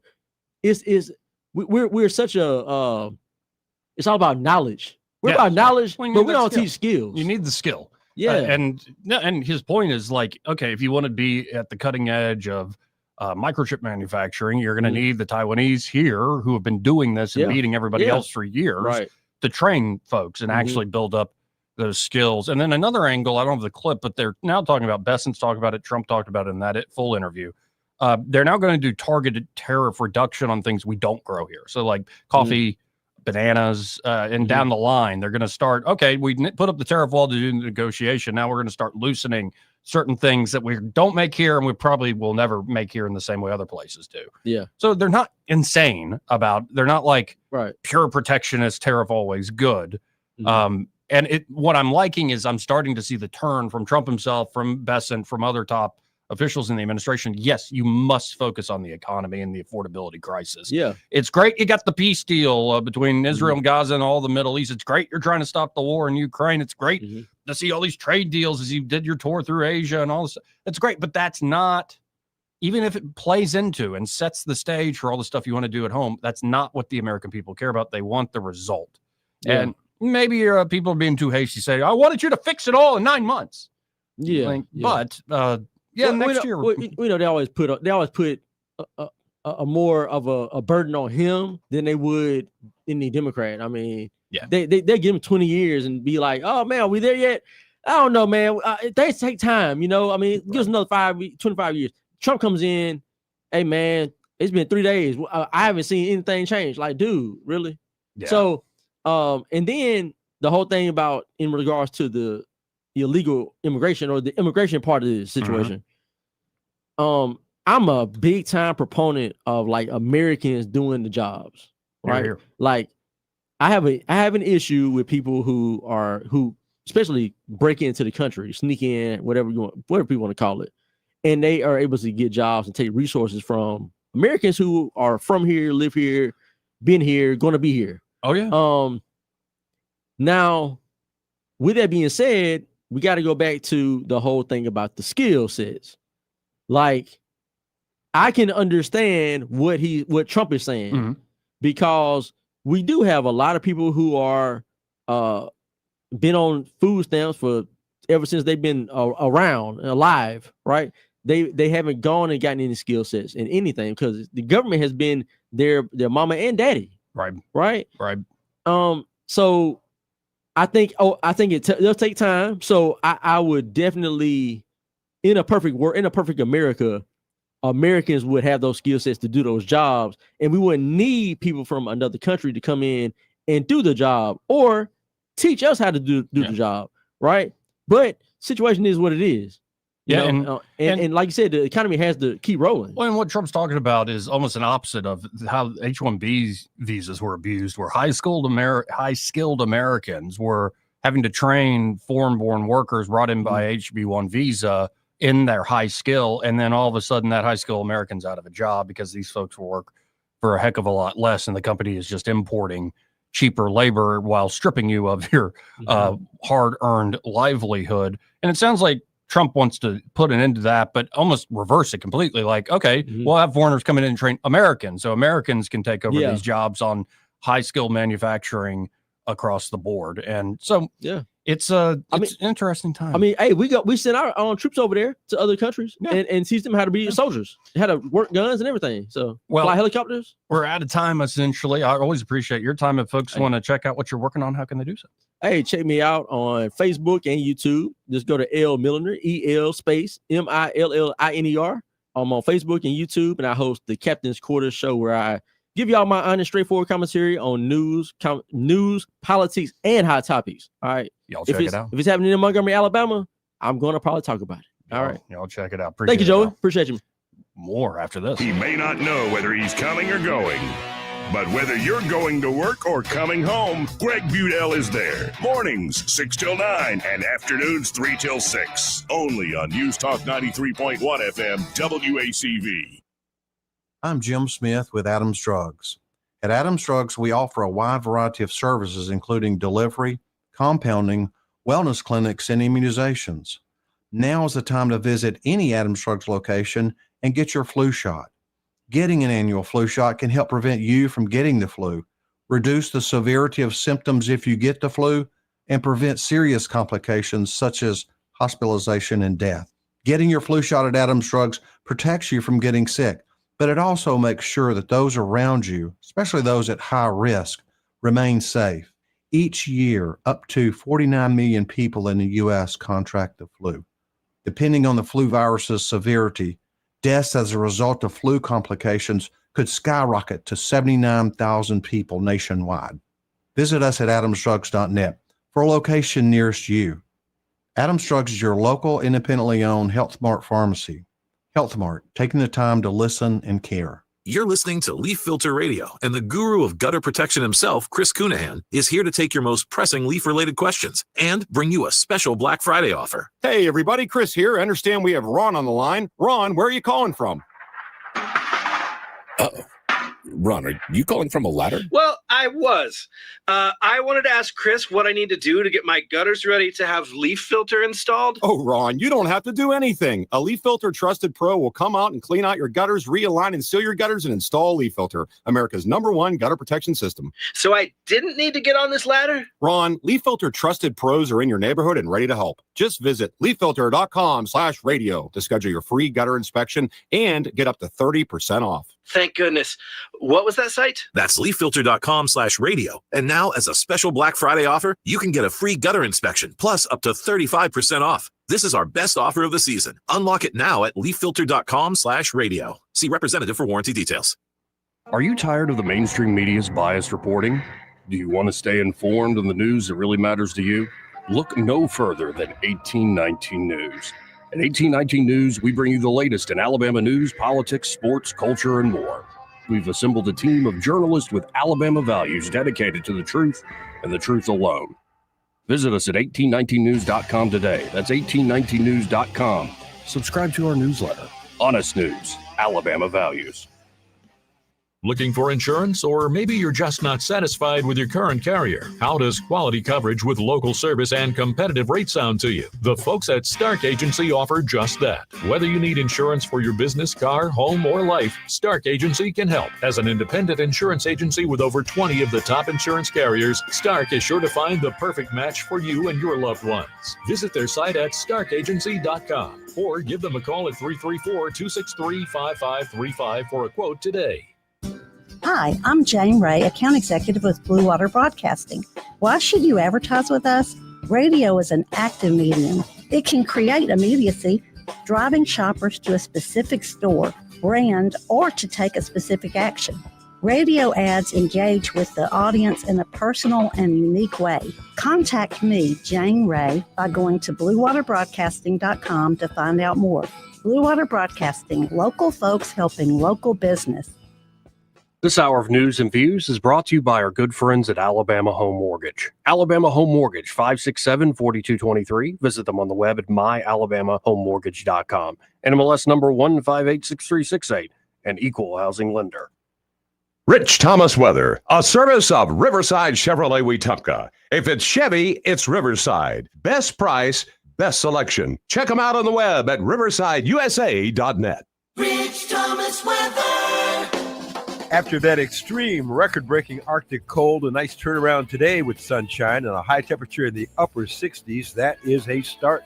Clear skies and not quite as cold tonight. Overnight low temperature in the mid-40s. How about a return to the 70s? Sunshine, 72 tomorrow, mid-70s on Friday and Saturday, and dry right on through Saturday. Chance of showers back in the forecast by Sunday. From the Blue Water Weather Center, this is Rich Thomas. CB&S Bank has digital banking solutions to help you keep up. Check balances, pay bills, and much more. Learn more at cbsbank.com. Charges and fees may apply from your cellular service provider. Contact your service provider for information. Member FDIC. If it concerns your community, you'll hear about it on News Talk 93.1. News Talk 93.1 FM WACV.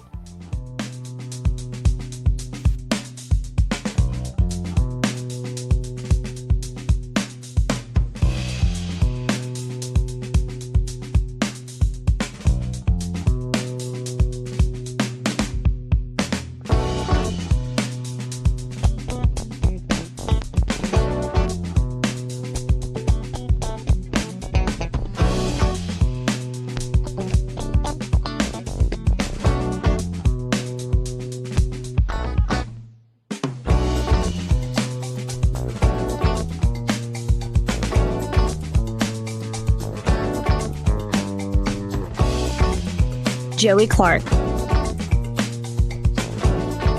Welcome back. I'm your host, Joey Clark. Before I forget, this part of the program brought to you by Alabama Home Mortgage. Entire hour brought to you by Alabama Home Mortgage. And there, Kim Williams, Madeline Cannon are ready to help you out, especially if you've been waiting, wondering when is going to be the right time to jump into the housing market. Especially if you're looking to buy a home as a first-time home buyer, they can help you out there at Alabama Home Mortgage. It all starts with pre-approval, that first step, and they will walk with you every step of the way, all the way to closing day. Now, there are a lot of folks who maybe aren't first-time home buyers, but they try to do some fly-by-night, online company, or they tried some big bank or something. No. You got to go with Alabama Home Mortgage, where Kim and Madeline, well, they're local, and they're ready to get you the best possible deal. And that also includes refinance deals. So if you are looking to get credit card debt off your back, or any sort of debt off your back, maybe you are looking to bring down monthly overhead costs. Could be you're in retirement, feeling the squeeze with the cost of things these days, or just you're getting near to retirement, or you just want to bring down monthly overhead costs in general. No matter where you are in life, they can help you out there. Any goal you might have with refinancing, they can help you there at Alabama Home Mortgage. So y'all just at least start the conversation today. You don't have to pull the trigger on anything from the first step. Just at least take that first step. Call them today at 567-4223. That's 567-4223, or you can always apply online at myalabamahomemortgage.com. There is a difference in mortgage companies. Let Kim and Madeline prove that to you today. So I'm looking at a write-up here by an ER doctor warning about all the injuries he's seen working on Thanksgiving Day in the emergency room for the last 12 years. So we're going to lay out the 5 most common Thanksgiving injuries and illnesses and, ways to avoid it. Of course, they see a lot of lacerations, particularly on the hands and fingers. People cut themselves all the time on Thanksgiving because they're using new tools like shredders, mandolins, and especially sharp knives. Plus, cooks are often distracted because they're busy talking with family and friends. Maybe they've had a few glasses of alcohol. Who knows? So if you're going to be working the knife, be focused and be paying attention. Other one they see that's big are burns. Burns are often found on the face, hands, forearms, and even feet due to dropped food and sauces. Well, how'd you get that birthmark? A hot pot of cranberry sauce I should have just gotten the canned jelly stuff. But the infamous turkey fryer is a common cause of Thanksgiving burns. Yeah. If you don't know what you're doing with frying a whole turkey, you might want to slow your horses. Orthopedic injuries. So this is trauma to bones, joints, muscles, tendons, and ligaments. Forget football on TV. The real action is the games in the backyard or the horseplay in the living room. Yeah, that's a thing where the uncle thinks he can still go and beat the young whippersnapper nephew, and you end up covering them on the wet nephew on a fly route, and you trip and you tear your rotator cuff in your shoulder. Yeah, stuff like that happens. Also, apparently, head trauma from falls is also common around the holidays. It's important to consider your environment for family members who are at great risk of falls. And then, of course, there's also stomach woes. Before the meal, ask family members and guests if they have any food allergies or sensitivity symptoms of these sort of issues. So that's just a quick rundown. It should be common sense. Don't cut yourself. Don't burn yourself. Maybe take it a little easy if you hit a certain age, playing backyard football. And, of course, don't hit your head on anything. We don't need a concussion on Thanksgiving Day. Let's go to line 2. You're on there. Who's this? Hey, Joey, this is Babs. Hey, Babs. I got a couple of questions, and I figured you weren't taking calls when the gentleman was on. Who is he anyway? I love him. He's local Montgomery guy, and he's been putting out the show, The Captain's Quarters, online. I liked it, and it's like, let's invite him on. El Miller. I'm glad you did. Well, the first question I have is, why is the economy we don't have a good connection, and I'm sorry, I'm on my cell phone. But anyway, why is the economy bad when all the groceries that I buy and the gasoline that I buy and most everything that I buy has come down in price?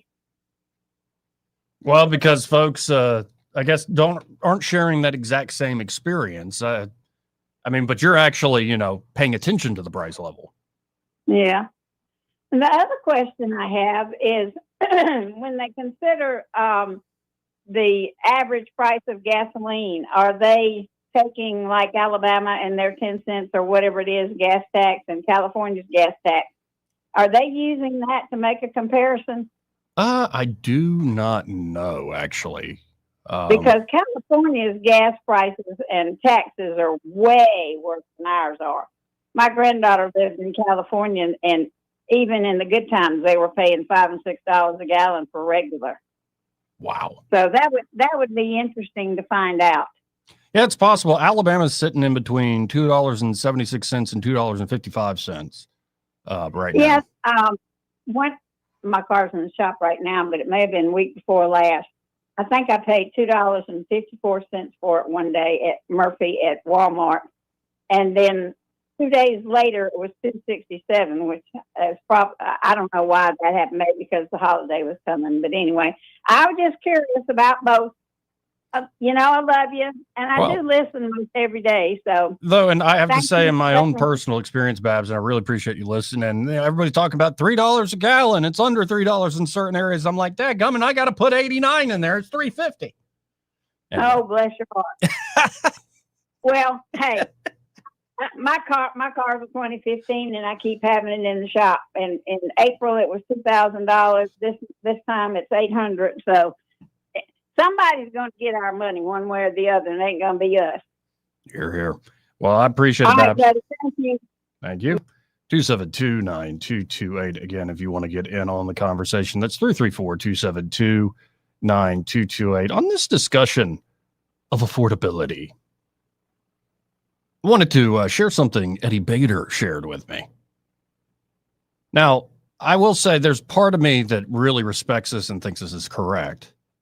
There's another part of me that, lived in libertarian world so long, and I've looked at what the central bank has done over the last century, what the Federal Reserve has done, and how American monetary policy and fiscal policy has gone completely off the rails, to where even if you are frugal and you don't always go for the nicest thing, you don't get the $30 hamburger, you get some tuna, a can of tuna, you make some PB&J, like you really pinch pennies and watch out. So I think that message of it is up to you at the end of the day, no matter how rigged the system is. In fact, the more rigged the system, the more diligent you must be in pushing back against that.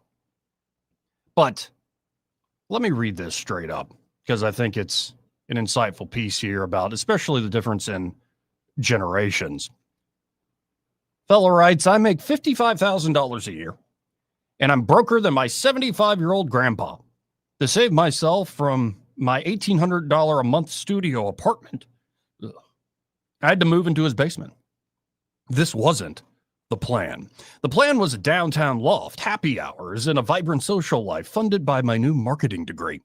Instead, in suburban Ohio, sleeping on a 1980s sofa bed in a room that smells like cedar wood and mothballs. It's just temporary, I told myself, clutching my artisan iced coffee as I hauled in the last box. That stuff cost $5, Grandpa Frank asked from the doorway. He was holding a steaming mug of black instant coffee that looked thick enough to pave a driveway. It's $7.50, Gramps, I corrected him. And it's a small luxury. I worked hard for this job. I deserve a treat. Frank just grunted. You deserve to pay off that $40,000 school debt you keep complaining about. I just drink coffee. You drink a car payment. Living with Frank was like living with a ghost from a history book, a very judgmental history book. His house was a museum of thrift. There was one television, a small buzzing box he'd owned since my dad was in high school. He got 3 channels with an antenna. I had subscriptions to 4 different streaming services on my laptop, which I paid for by quote-unquote browsing more than actually watching. Why do you pay for all those shows? He asked one night, squinting at my screen. It's choice, Gramps. Options. Looks like a waste of time, he said, turning his attention back to the local news. The real flashpoint was food. On Friday, after a brutal week of spreadsheets, I was exhausted. I didn't want to cook. I wanted convenience. I opened my favorite food delivery app and ordered a $28 artisan burger. When the delivery driver pulled up, Frank was on the porch. He watched me take the bag like I had just committed a felony. That night, he was eating what he called whatever's left casserole, which appeared to be leftover hot dogs, some beans, and half an onion baked. It looked awful. It probably cost $2. Must be nice, he muttered, spooning the brown sludge onto his plate, eating like royalty. It's just one burger, Frank, I snapped. Why do you call your grandpa by his first name? That's weird, number one. Anyway, it's just one burger, Frank, I snapped, the stress of my loan payments boiling over. The economy is terrible. Inflation is insane. I can't even afford rent. You guys had it easy. You bought this whole house on one salary. Frank put his fork down. It was the first time I'd seen him look genuinely angry. Easy, he said, his voice dangerously quiet. I started at the steel mill at 18. I worked 12-hour shifts 6 days a week. When inflation was 10% in the 80s, my mortgage rate was 14%. I didn't eat artisan anything, ate a bologna sandwich every single day. He pointed at my laptop. You got a $1,200 phone. My phone. He gestured to an ancient flip phone in a cradle by the wall. Makes calls. You got a tattoo sleeve that costs more than my first car. My tattoos? He rolled up his sleeve to show a faded blue anchor. Got this in the Navy. It came with nightmares, not a payment plan. I felt my face flush. So what? I'm just supposed to be miserable? You're not miserable, he barked. You're just soft. You kids want the reward without the work. You want the house, but you won't give up the $7 coffee. You want financial freedom, but you pay $28 for a burger because you're too tired to open a can of soup. He walked over to his old roll-top desk and pulled out a small vinyl-bound bank book. He tossed it on the table. It was a passbook for his savings account. I opened it. The balance made my stomach drop. From his factory pension and Social Security, this man who lived on canned soup and instant coffee had saved over $280,000. I looked at the balance. I looked at my phone, still open to the delivery app. I looked at the $9 remaining on my $28 burger. Frank picked up his plate of leftovers. You're right, Alex, he said, heading to the kitchen. I bought this house on one salary, but I also didn't have 47 subscriptions, leased cars, or emotional support smoothies. He stopped at the doorway and looked back, his eyes drilling me. You don't have an income problem. You have an expense problem. You're not poor. You're just paying a subscription to act rich. Well, damn. Yeah, I think that's a good message for a lot of kids. Though the generational differences are hilarious. Like my dad, when I was making like 20 something a year, his take was, you just need to make more money. Like in Eddie Bader joining me now. Yeah, but we want you on camera. Oh, yeah, you got to go on camera. Eddie, how you doing today? I'm doing good. Being an emotional support animal for somebody today. Oh, really? Yeah. Okay. Well, we'll get to that. You get to be an emotional support animal. Yeah. How are you? She needs emotional support. I cried a little today, and I'm not a crier. You cried some today. I cried a little. I don't ever cry. When was your grandpa mean to you or something? I wish I had a grandpa, Joey. Thanks for bringing that up too. Daggum, I'm sorry. You're not going to win, Joey. You're not going to win. What, were some of y'all just born in test tubes going all the way back? Test tube, baby. No, but like seriously, my dad, his more boomer generation is that guy sounds like silent majority. So a friend of mine's husband put that on Facebook the other day, and when I read it really grabbed me to the point of I shared it. But I was tempted to send a great libertarian spokesman out there, Scott Horton, and he was just on a whole round table panel show with like conservatives and liberals and stuff. He's like, I know a lot of you libs and conservatives don't want to talk about it, but a third of all the money ever created in the history of this nation was created in 2-3 years during COVID. Yep. So created. Yes. Well, no, but out of thin air. Out of thin air. Right. Exactly. So there is an inflation problem. There is an abuse of our monetary policy and stuff. But I think Grandpa's advice in this story is wise. When you're up against a rigged system where they're screwing you, you yourself have to be more diligent than ever. And that's not to trap on Hyundai, which I always do, but that was my thought at Hyundai. Hyundai pays you good money. But when you go out there, you got to remind yourself you're a subcontractor. You are there for you, right? You want to work 12, 14 hours, you do that. Don't do that for the company. All right. They kind of put you in a risky spot. Make sure you want to be there. Don't do it for the company. Because when you realize that you've wasted half your life doing this for the company, and then you get hurt, and then you realize, oh, the company don't care about you, well, that's your own fault. That's exactly do right. it for yourself. Yeah. And it's also choices. You can make choices. Oh, Like, yeah. you really don't have to have the nicest thing in the world. No, you don't. Or you can have a nice thing, but you take care of it. That's my And so it lasts. Yep. You know, you can have nice things, but you got to treat it like a nice thing that actually you work your tail off to have. And so if you earn it, I think you have every right to have nice That can be things. said with love, too. Are we bringing in love games? It's been a rough day, Joey. You know about love games? Are you trying to make me cry today? No, I'm trying to bring up the Mighty Boosh and Old Greg. You know that show? No. Oh, man. No. Do you know that show? I know of it, but I don't know it very well, no. Mm-hmm. Did you watch Love is Blind? No, I don't think I ever I have. can't even begin to watch Love on the Spectrum, which is one of my favorite shows of all time. No, that one, it's too close to home. I know, but I think my mom took a lot of Tylenol when she was pregnant with me. what's sad is I thought my mom did too, but she said no, she never did. She's lying to you. She's lying. She ain't telling you. You make me entitled to compensation. No, she just ate Grandpa's bologna sandwiches and instant coffee. That's all it did. Left the red Rhine on there. You kids are soft. You raised me. No, your mother raised you. Yeah. That's the issue. Anyway, I got to hit this break. We'll be right back after this. Want to carry news talk in your pocket? Download the News Talk 93.1 app from the App Store. Available on iPhone and Android. Never miss a moment. Download now.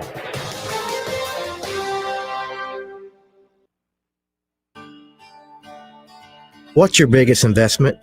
More than likely, it's your home. So treat it that way when you hire a painting contractor. At PBS Painting, there are no gimmicks, no $99 specials. Just quality painting and someone who treats your home with the same respect that you do. At PBS Painting, we have been painting for years and look forward to many more years to come. With PBS Painting, the job gets prepped properly, whether it's cleaning, scraping, or priming. We always use quality products, which is a must for a quality paint job. So if you're looking for a painter that doesn't need upfront money and is on the job at all times, then please give me a call. Scott Bowers and PBS Painting, 294-5122. That's PBS Painting, 294-5122. Look at some of our work on Facebook at PBS Painting Montgomery.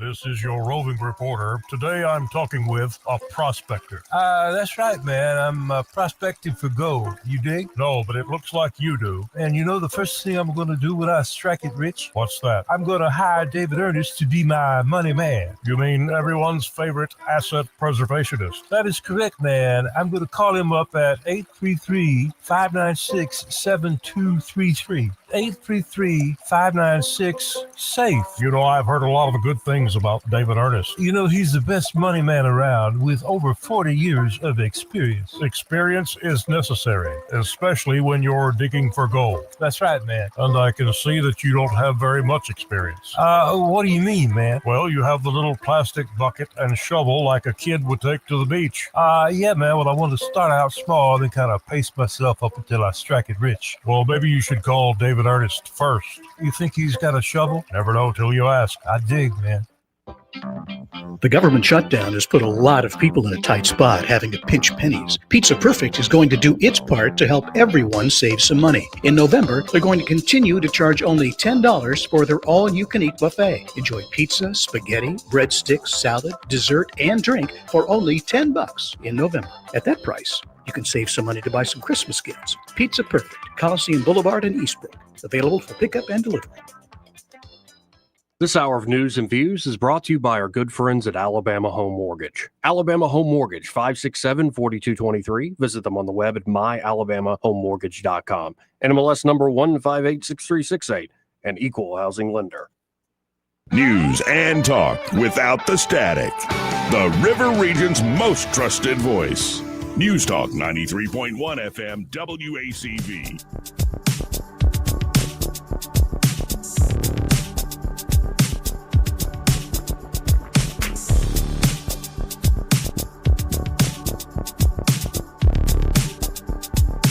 Joey Clark. Welcome back. Only a few minutes here in this segment.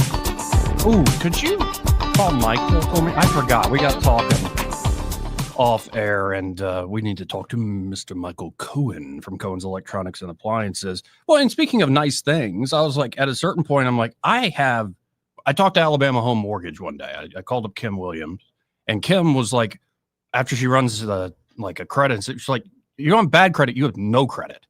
I'm like, but I've been paying my rent and my power bill on time for years. Don't count.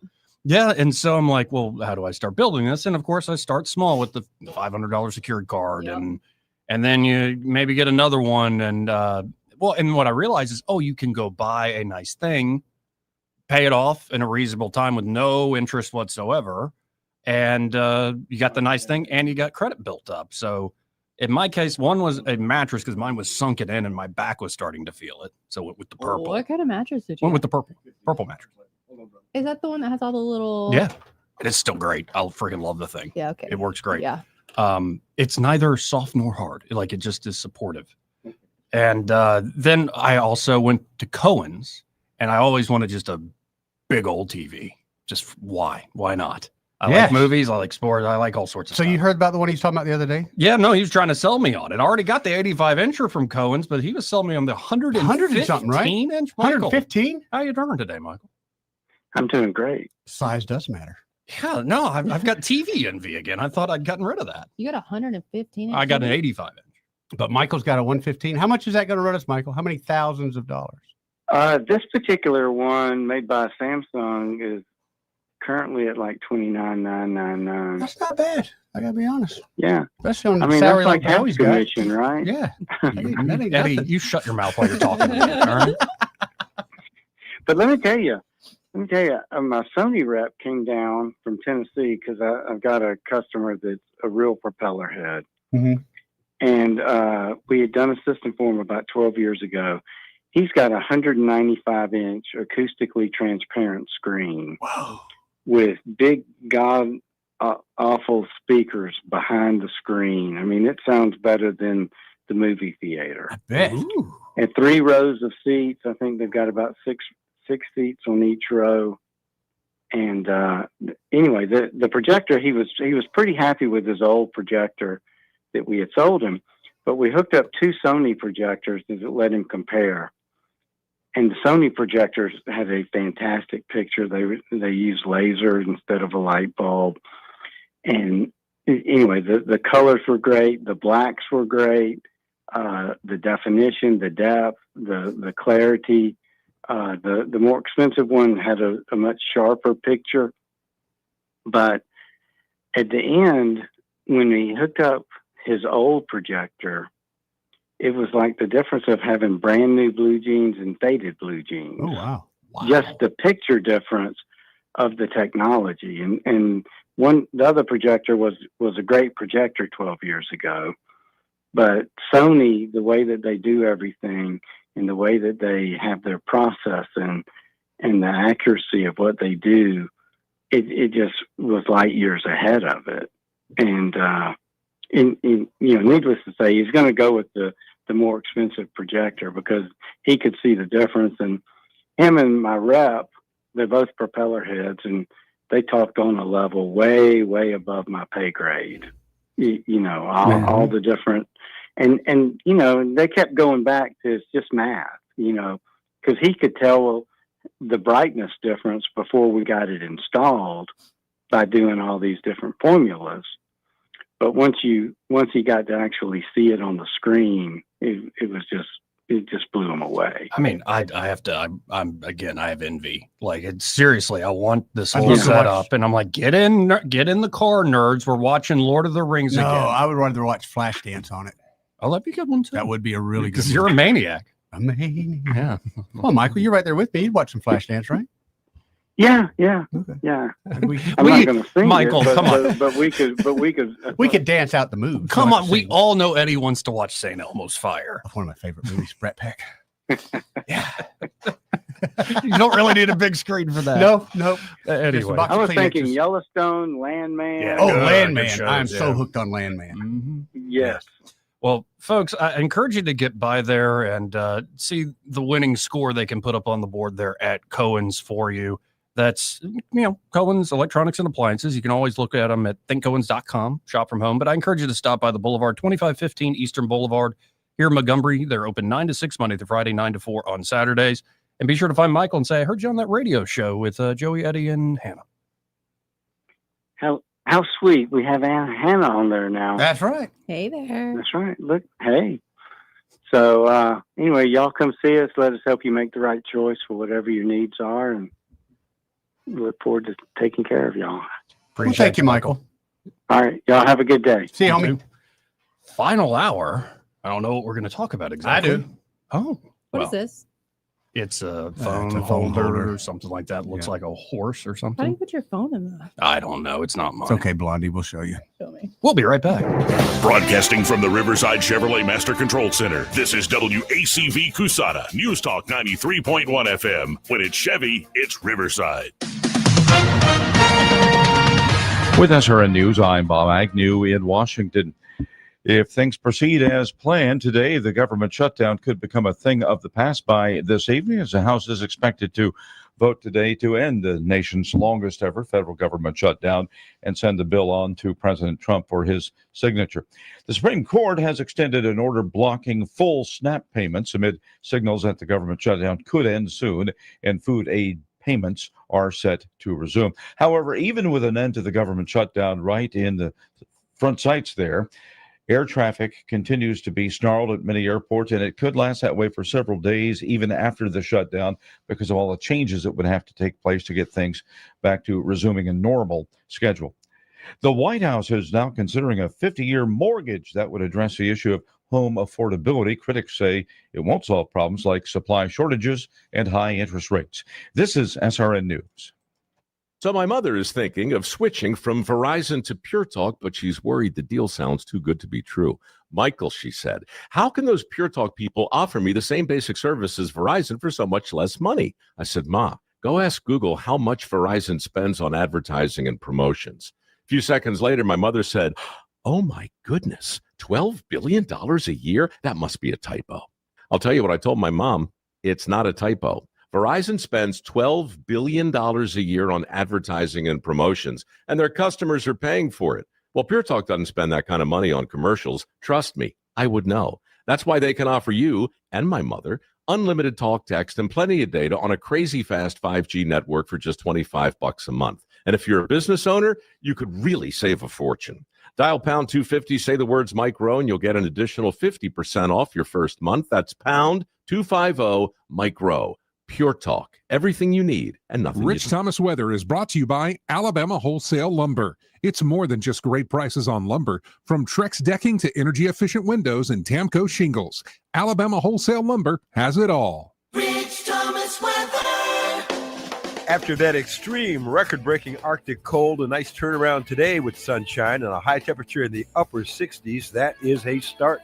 Clear skies and not quite as cold tonight. Overnight low temperature in the mid-40s. How about a return to the 70s? Sunshine, 72 tomorrow, mid-70s on Friday and Saturday, and dry right on through Saturday. Chance of showers back in the forecast by Sunday. From the Blue Water Weather Center, this is Rich Thomas.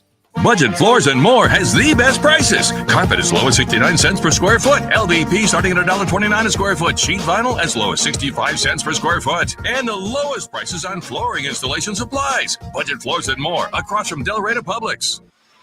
1819 News. A bipartisan deal that was developed within the U.S. Senate to reopen the government also has language written in it that would aid the 8 senators who were surveilled by Operation Arctic Frost. The legislation says that any senator whose data was acquired, subpoenaed, searched, accessed, or disclosed to officers or employees within the federal government can bring legal action against that governmental entity. U.S. Senator Tommy Tuberville was one of those 8 senators surveilled due to his relationship with President Trump. The Biden DOJ was looking into Trump associates who were also in agreement with Trump's claims about election conspiracy. This latest legislation is retroactive to the year 2022, which is well within the time frame that the Biden DOJ started to look into Trump and other Republicans. It's also when Special Counsel Jack Smith was tasked with bringing charges against Trump for the events of January 6th. When Senator Tuberville found out about Smith's surveillance of him and other Republican senators, he called on Smith and others involved in this witch hunt to go to jail. I'll be back with more Alabama stories after this. Ryan Dawson here, CEO of 1819 News. I'm also the host of 1819 News, the podcast, and we'd love for you to join us by listening to our weekly show on all the top podcast apps, both in audio and video format. At 1819 News, the podcast, we are in pursuit of a free and flourishing Alabama. Every week, we're having important conversations with guests from across this great state, all with the goal of equipping Alabamians to be in pursuit of a free and flourishing Alabama with us. New episodes are released weekly. I hope you'll join us. A preliminary hearing has been set for December 2nd for the arson suspect charged in starting a fire in Birmingham that destroyed 4 buildings and displaced 19 people from their homes. 42-year-old Joshua Mitchell is charged with starting that fire in early November. I'm Andrea Tyson. For more news affecting Alabamians, go to 1819news.com. And while you're there, subscribe to the daily newsletter. This hour of news and views is brought to you by our good friends at Cole Plumbing, 279-8919. Cole Plumbing is number 1 in the number 2 business. You don't have to dig a hole. They have proprietary pipelining technology. Ask them about their tankless water heaters. Remember, when you have trouble with your bowl, call on Cole. Big news! Phillips Dunn Animal Hospital has a new name. But don't worry, everything you love is still the same. Now they're Pike Road Animal Hospital, still at 5148 Troy Highway, still the same great team you've trusted for years. same friendly faces, same expert care, just a new name, and still offering boarding, grooming, and doggy daycare. Pike Road Animal Hospital, formerly Phillips Dunn Animal Hospital. New name, same heart. Compassion you know, care that you trust. The views and opinions of the following program are solely those of the host and other contributors. These do not necessarily represent those of Liberty Acquisitions 825, Blue Water Broadcasting, its management, staff, or any advertisers.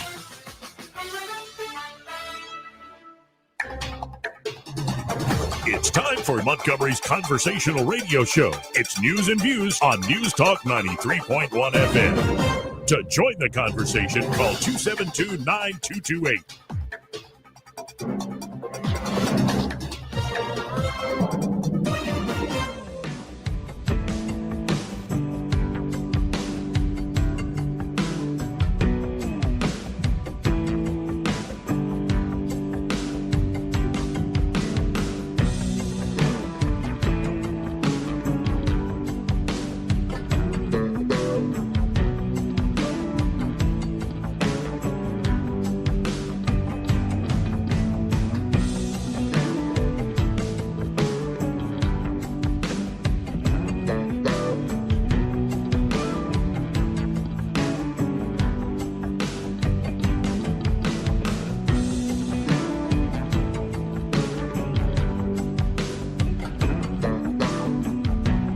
Joey Clark.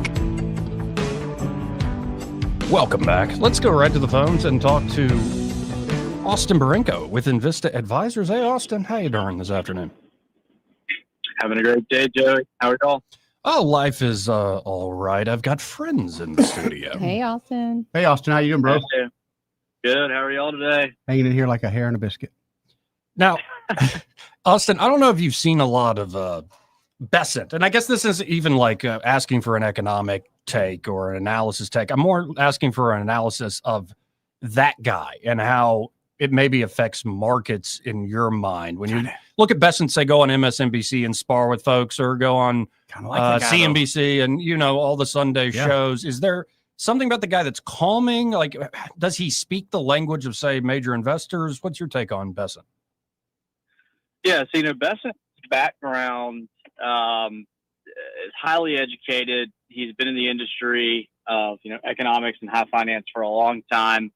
And so I think he definitely has a calming voice, but for most of the time he is going to be able to speak over, you know, anybody else from a perspective of intelligence and knowledge in his space. And so it's very hard to back him into a corner. It's kind of my first take. He's one of those guys that doesn't really lose his cool. I've seen interviews where people have tried to push him into an answer that he maybe didn't want to give, and he's very elusive and able to kind of skirt out of it while still giving enough substance to pass in an interview. But, you know, my take on Besant is it's easy to look at him and feel like, hey, he's just a privileged guy who, you know, got into this spot because he's, you know, overly educated and has been in the industry for a while and is very wealthy, and all those things are true, but he really is a pretty sharp mind, in my opinion. It's very rare that I see him not answer something precisely and accurately.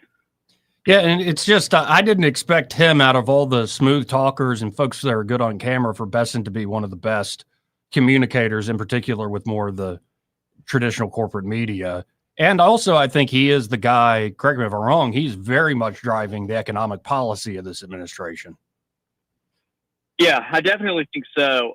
You know, his background is in international economics and deal making. He studied under Druckenmiller, who's, you know, one of the best portfolio managers of all time. If you go and look that guy up, I don't know if he's ever had a down year, and when he does, it's not very bad, but he's had multiple years with, you know, 8 to 10 baggers where he's just taken his clients' money and just multiplied it through the roof. And so he's trained under a guy like that. And yeah, I mean, if there's anybody that you want driving economic policy, it is a guy who has seen you know, what has worked and hasn't worked in other developed countries, you know, and groups like Europe. And he's also seen places that have failed or tried to use, you know, different components of whether it be communism or socialism, you know, or even a combination of those types of policies, and say like China or South America. And so he's been able to take all this experience from his upbringing and tutelage under Druckenmiller and apply it to our country now. And so, like I said, I think that his experience, it's very, unless you're talking about like the greats of the past, like a Pierpont Morgan or like a Jamie Dimon, I don't think you're going to find somebody that's more capable than him to lead economic policy. So I'm a big fan. As soon as you come out and say you're a big fan of somebody, I'm sure there'll be some scandal. But for now, I'm a pretty big fan of his policy. Yeah, all those folks for all those years. Man, Bill Cosby's the best ever. Can I buy you a drink? Now, let's before I let you go, let's focus in on Invista Advisors. Of course, it's not just that's a big part of it, the investment side, the brokerage side of the business that you're running, but there's across the board interdisciplinary approach to planning people's financial future and doing just financial planning in general. Describe for folks a little bit. It's kind of any point in life, folks can stop by, get in touch with y'all, and y'all can create a plan for them. Yeah, definitely. We specialize in planning. So, first and foremost, whatever your situation is, whether it's for you as an individual or you're planning for your kids or your parents or your business, we're going to put a plan in place, whether that plan is for growing or retiring or exiting a business. Any financial situation you find yourself in and you don't have a professional giving you advice, we'd like to be that professional. And it starts with us building a plan. We have a team of planners. We have CPAs on staff. We have also accountants and lawyers that we partner with in certain instances for estate planning or contracts and things of this nature. And so wherever you are, come to us, let us build you a plan. And then once we've made a plan, we then further specialize in asset and portfolio management. And so we'd love the opportunity to walk with you throughout your plan over the course of, many years, decades, and into the next generation if you're trying to build generational wealth. Well, folks, y'all check them out today. Start the conversation today at 387-0094. And when you call them up at 387-0094, be sure to say, hey, I heard Austin Branco on the radio with that Joey Clark character. Awesome. Thank you, Joey. And y'all have a great week. Thank you, Austin. Take care, Austin. In studio again with us. Oh, hold on. I have to hit this quick disclaimer. The opinions voiced in this material are for general information only and are not intended to provide specific advice or recommendations for any individual. All performance referenced is historical and is no guarantee of future results. All indices are unmanaged and may not be invested into directly. The opinions expressed in this material do not necessarily reflect the views of LPL Financial. Securities offered through LPL Financial, member FINRA SIPC. Investment advice is offered through Invista Advisors, registered investment advisor, and separate entity from LPL Financial. So, what are we going to talk about in this final hour of the program here on a lovely Wednesday out of Montgomery, Alabama? There's a lot going on, Joey. You think the whole Jeffrey Epstein is just a Mossad op? We were just talking about Jeffrey Epstein. Yeah. So maybe CIA. Well, I do think it was a CIA deal, but it was Mossad. Anyway, all connected. Yes. But there was something said today about not swearing in a certain Democrat yet, because that Democrat is going to be for exposing the Epstein files.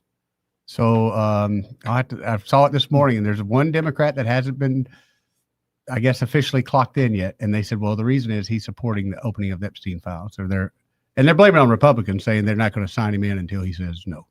Interesting. Yeah. I say let the sky fall on everybody's heads on this. I'm tired of it. And honestly, the using it as a very narrow weapon against Trump is laughable. Is there let it fall on everybody's head. Is there any surprise that would shock you from this?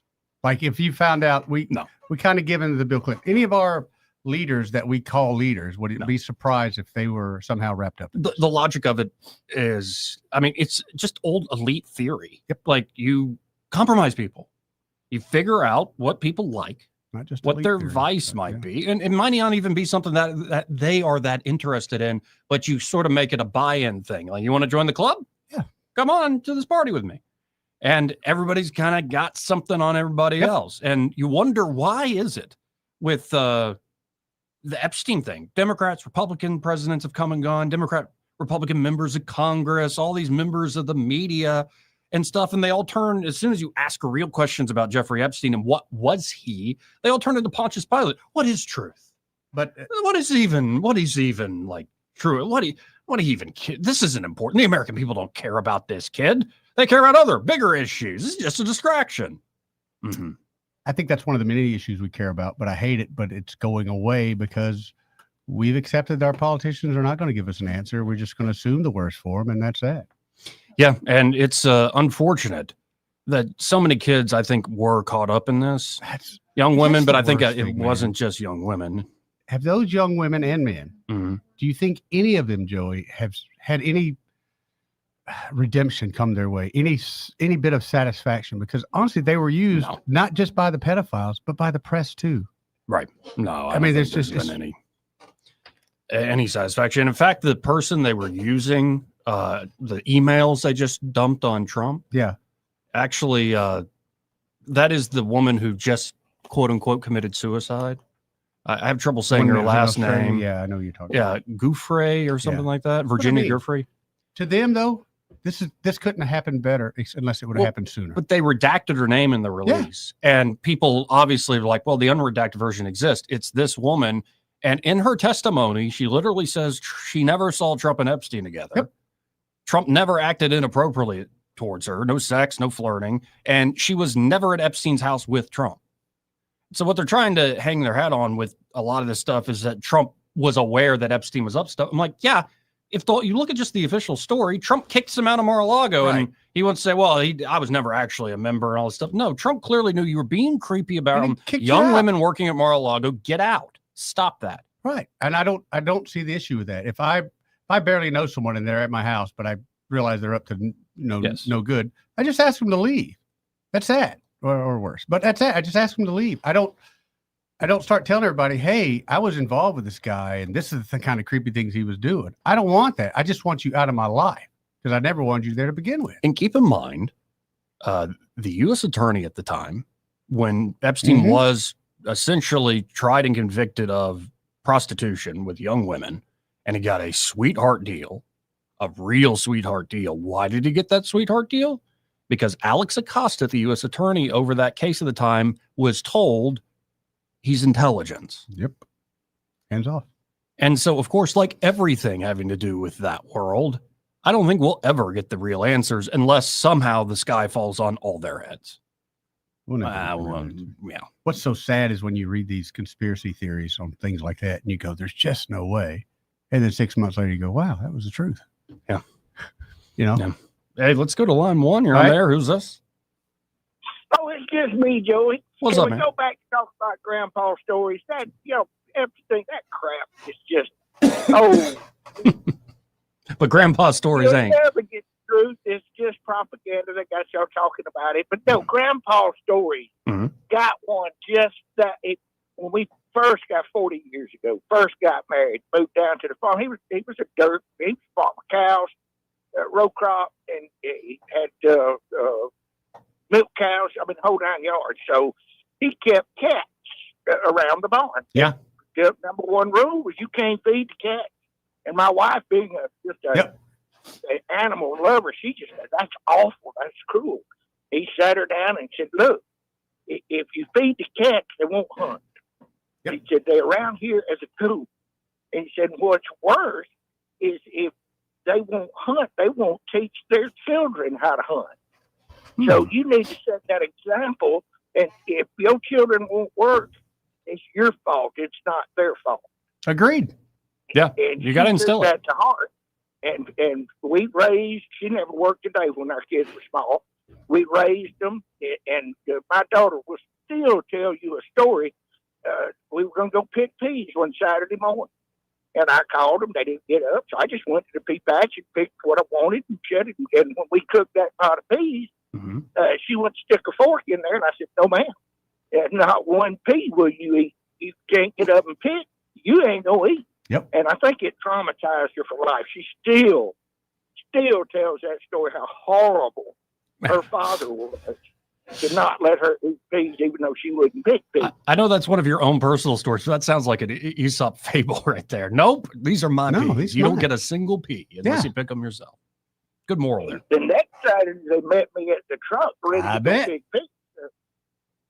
And they both, to this day, my son, it runs an Amazon package facility, and he doesn't have a 4-year degree.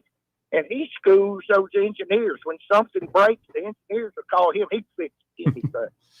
Well, $80 some odd an hour. Yeah. Well, I appreciate the grandpa story, Jasmine. Oh yeah, I can tell you all sorts of them. I tell you, you want to hear a wife story? Okay. A friend of my daughter's is a marriage counselor, and we were having dinner about 3 weeks ago, and I was like, that job would suck, having to, bad marriages. She said, I could just 2 or 3 questions, and I'll ask you. She said, how well you know your wife? I said, pretty well. She said, well, can you tell me what her favorite flower is? And I said, absolutely, it's Martha White.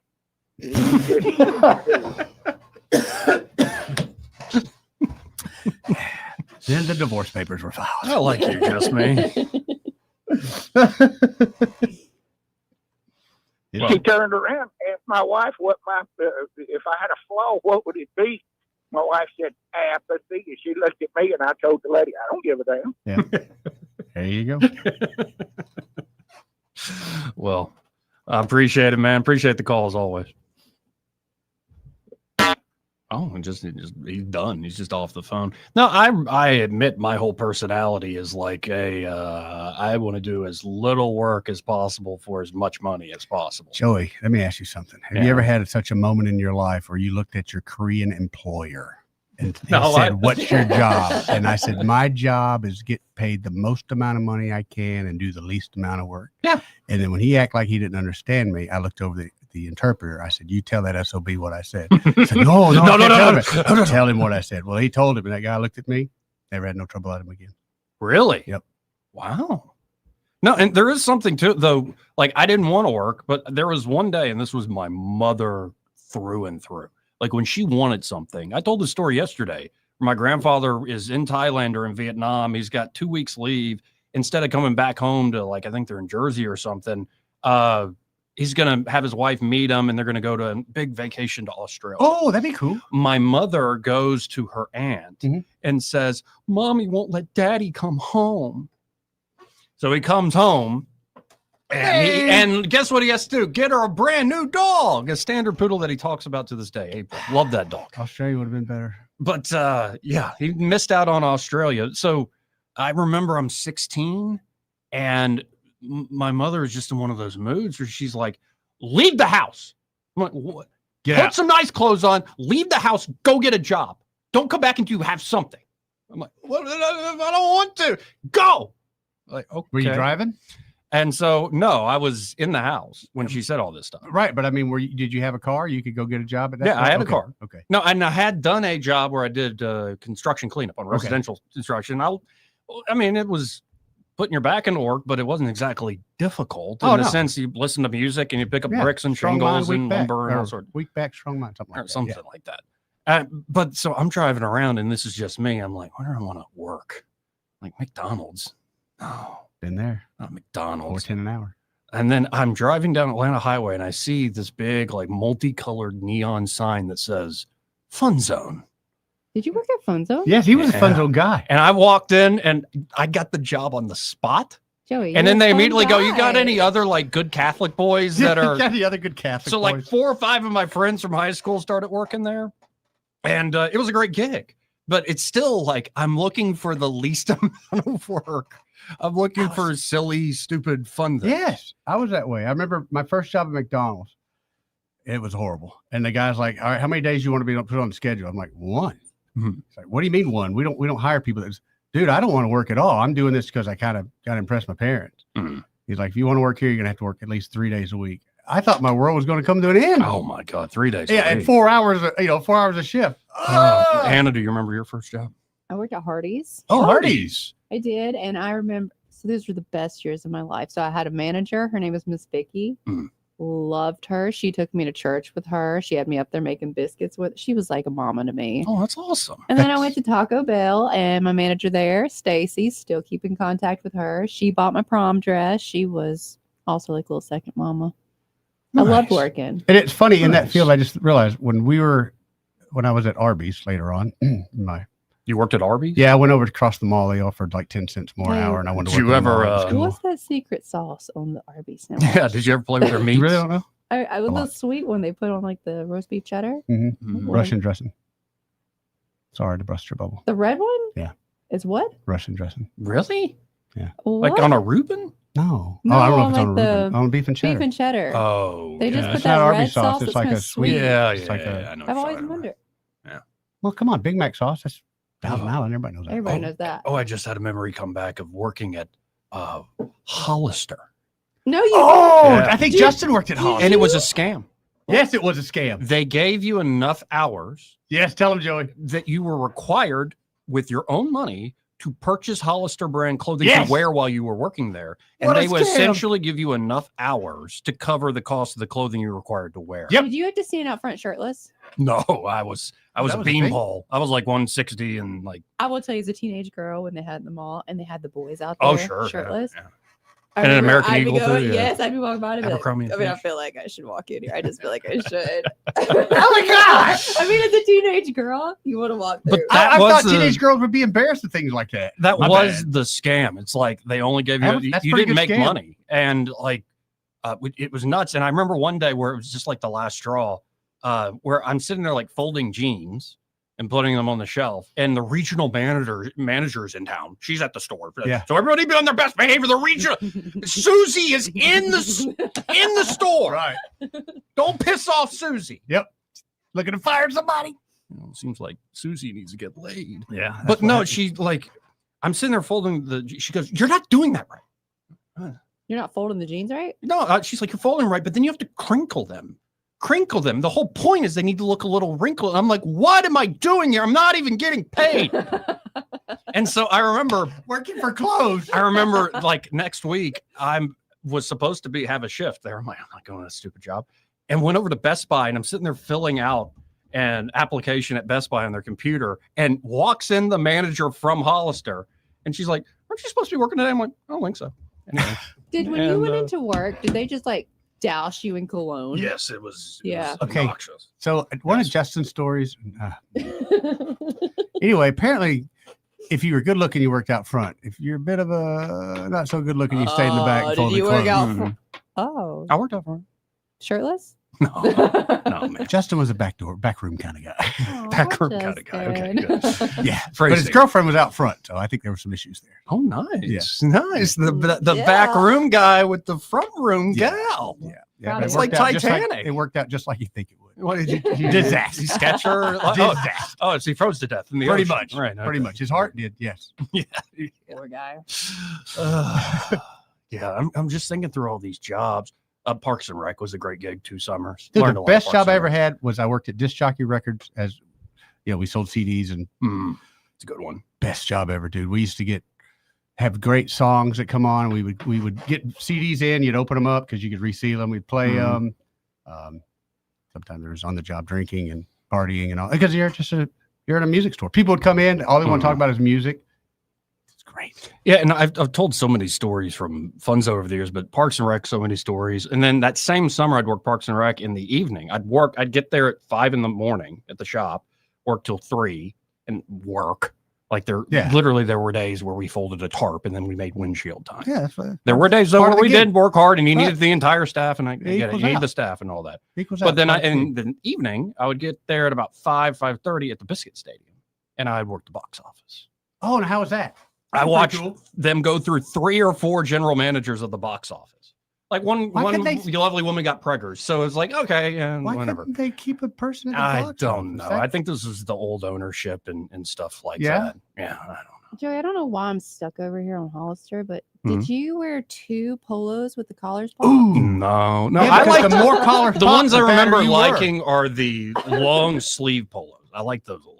But you didn't, because I You didn't remember. pop collars? Like I 2 don't or know 3? why I thought it was I might have so popped a weird collar. when they wore multiple Yeah. I polos, mean, and they I was popped just off. out of that. I wanted to get it, but I was too I don't old. so remember doing couldn't the do it. multiple polo And then the thing. seashell necklace, the little like. Oh, yeah. Yeah. It wasn't- Right, and then put some stuff in your hair so you get the highlights in the Yes, summer sun. Yes, yes. you're right. Because this was like the boy band era coming Like to the an little end. cap where you pulled like the little ramen noodle pieces. There. Yeah. Oh yeah, the little duck flip right there. I don't feel so bad. I about my definitely have rat done tail that anymore. one day. Oh man. Oh, and then I remember Fun Zone at one point, and it's amazing who they hire. And I'm not saying this to be hateful. I'm saying this is just a proper description. They hired this one lady who was a bull dyke, like straight up lesbo. And she was very open about it. And she was great to talk to as a young teenage dude, just talking to the ladies up with this big old girl. And she hired everybody at the kitchen. And we've literally called it the Rainbow Kitchen because she hired all her gay friends. Like there were two chicks you could not tell. I'm like, are you boys or girls? You cannot tell. There's one guy working the box office at Fun Zone. He literally skip across the floor to get from the box office to the kitchen and stuff. And they're great. They gave me free food and stuff. But I bet the kids love that though. I mean, for ambiance. sure. The kids. Well, and then there was one guy because we had vending machines in the whole kitchen. Yeah. And the whole point of being there is like buy tokens for the games. Money for the skates, but a lot of the money is made in the food. Yep.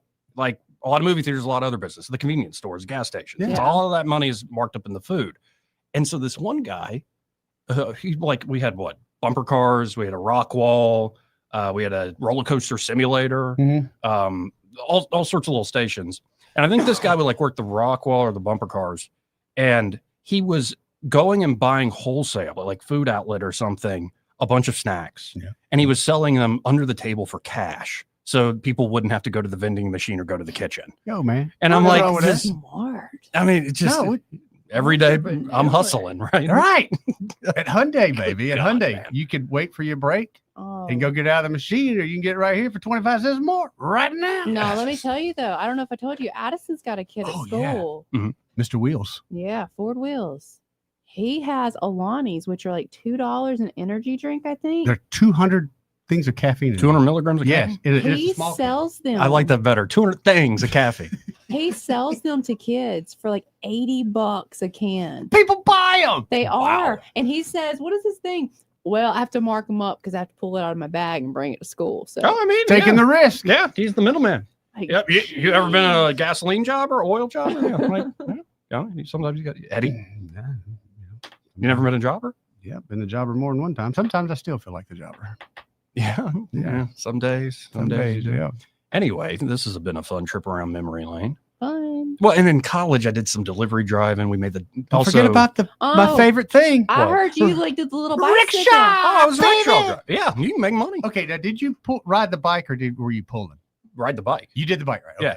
And the bike with a huge amount of gears, and no, they would give you the rig. If I buy this, will you pull me and Eddie around? Oh no, man! Let's do an open house tour, in a certain neighborhood. No, if I start doing that, if you all use me as a rickshaw driver on all y'all's deals and listings and stuff like that, number one, I want to cut. Number two, absolutely.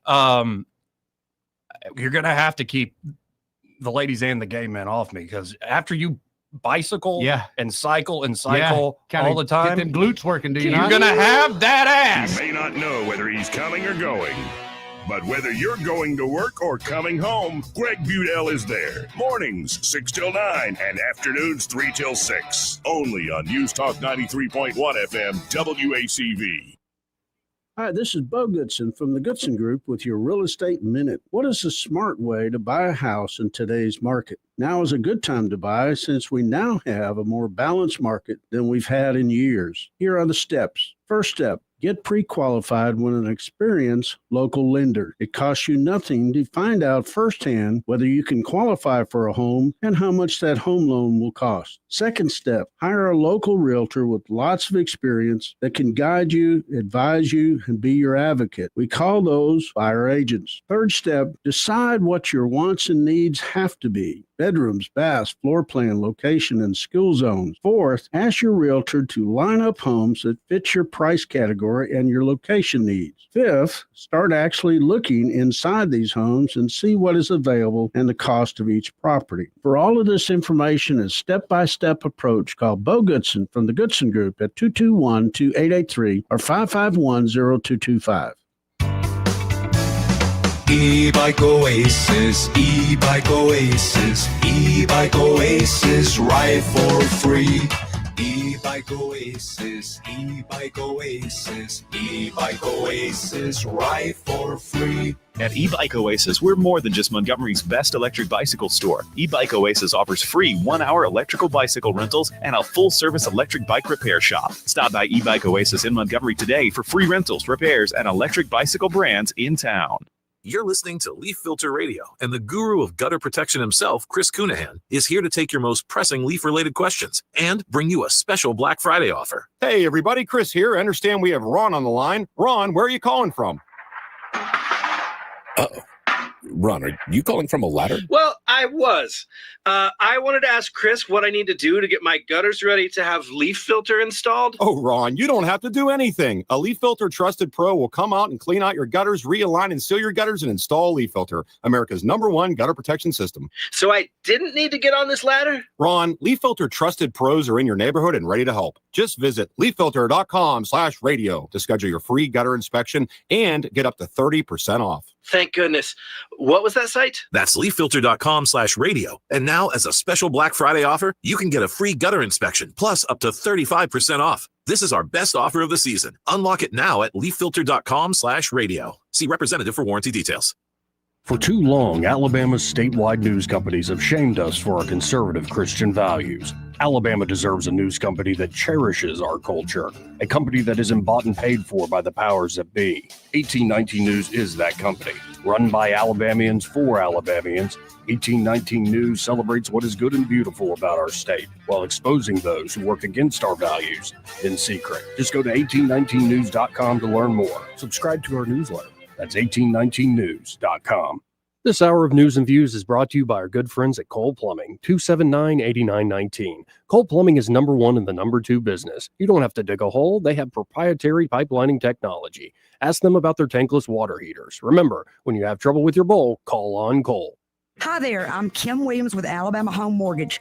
For many years, my team and I have worked diligently to provide our veterans with top-notch service, as it is our honor to serve those who have served us in the armed forces. Madeline and I are certified veteran lending specialists. Nationwide, there are over 22 million veterans that qualify to purchase a home through the VA loan program. Yet less than 2 million of them currently have a VA home loan. Many lenders do not keep up with the ever-changing guidelines and benefits of the VA loan program. They are intimidated by the program, resulting in many veterans not obtaining VA loans. This is unacceptable. The VA home loan program offers service members and veterans with 100% financing. You've already paid your down payment. If you are currently serving or have honorably discharged, we would love an opportunity to discuss how the VA program can serve you. Give Alabama Home Mortgage a call at 567-4223 or visit us online at myalabamahomemortgage.com to complete an application on your time. Thank you for your service. NMLS 1586-36A, Equal Housing Lender.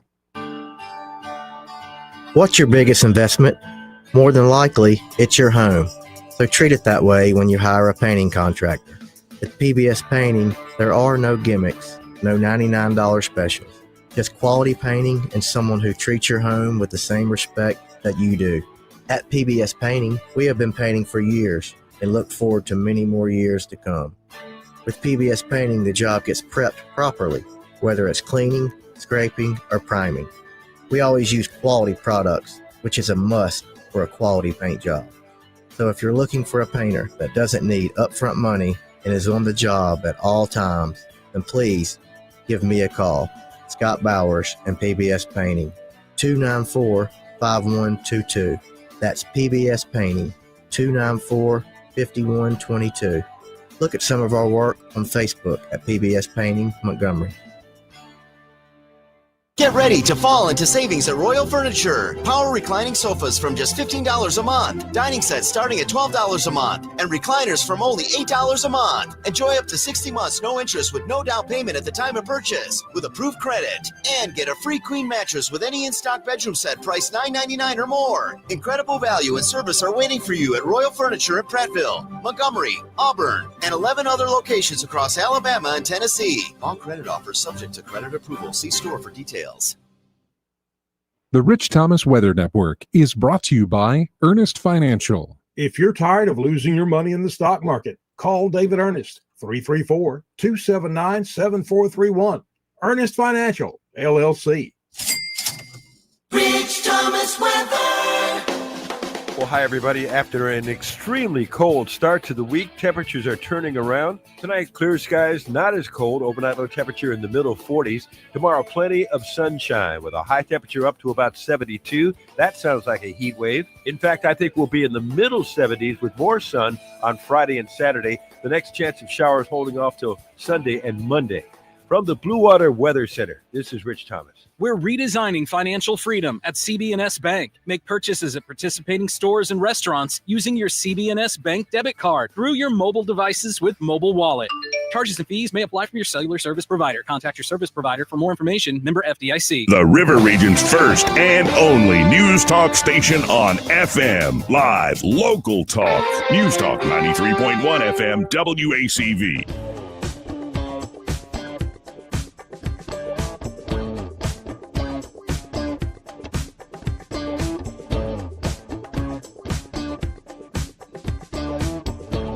Joey Clark.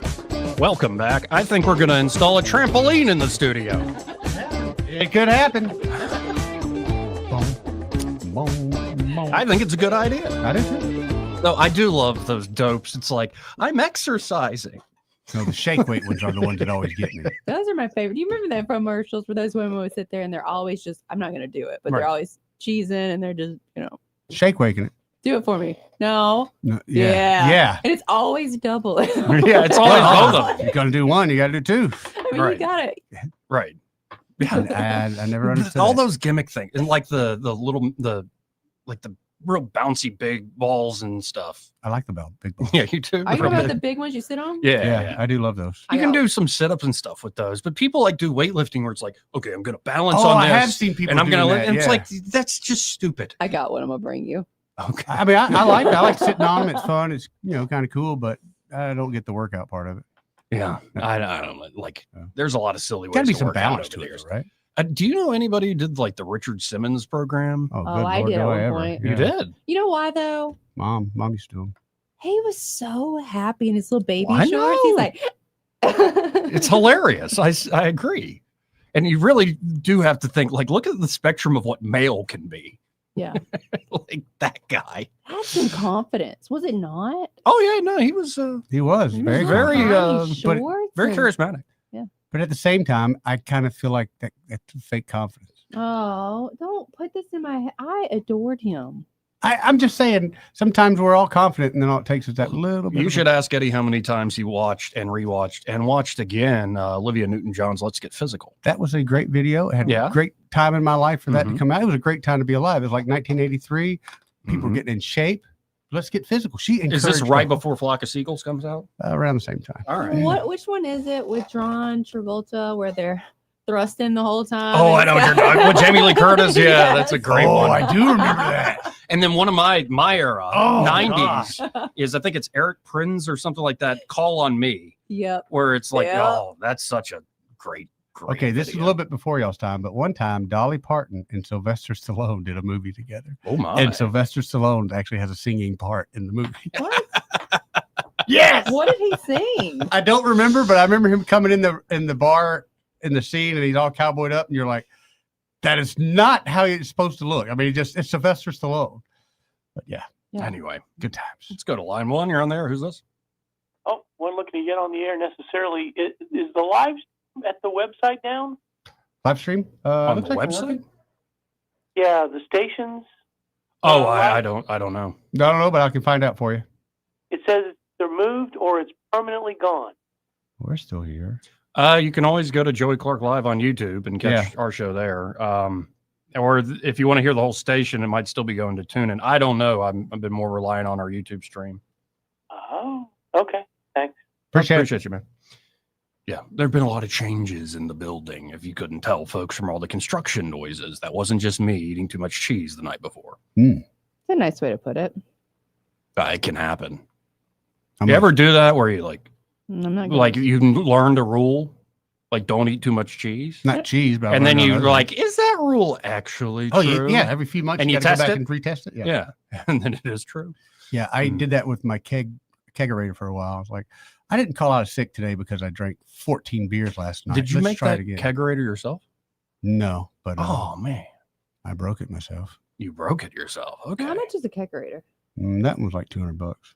It's like a little pony keg, little mini. no, keg? it holds a full Oh, full keg. keg. Yeah, but Like how much is a full keg now? Like the whole bag? when I was buying them, they were 150 a piece. It's not bad. And sadly enough, they would last me about a month, maybe. I just feel like compared to a beer, though. Oh, like it you is. buy a case of beer. I sold myself on the economics of it. Yeah. I did. I totally did. And then the price of keg beer started going up.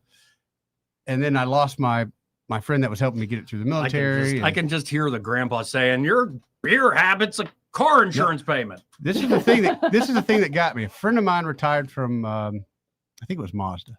And he come down, we were visiting, and he's like, "Oh, you got a kegerator?" I was like, yeah. He said, "Man, I had to get rid of mine." I go, "What do you mean?" He said, "Dude, when I retired, every day by noon, I was drunk. And I literally had to get rid of it." I was like, "Oh, that's crazy." Yeah, luckily mine broke before I had to get rid of it. So, yeah. Dude. That's the one in your man cave? Mm-hmm. No, you can sink into it. Sometimes like alcoholism is somebody really is just sad and they're self-medicating. And I always think of Cat on a Hot Tin Roof waiting for the click to go off in his head.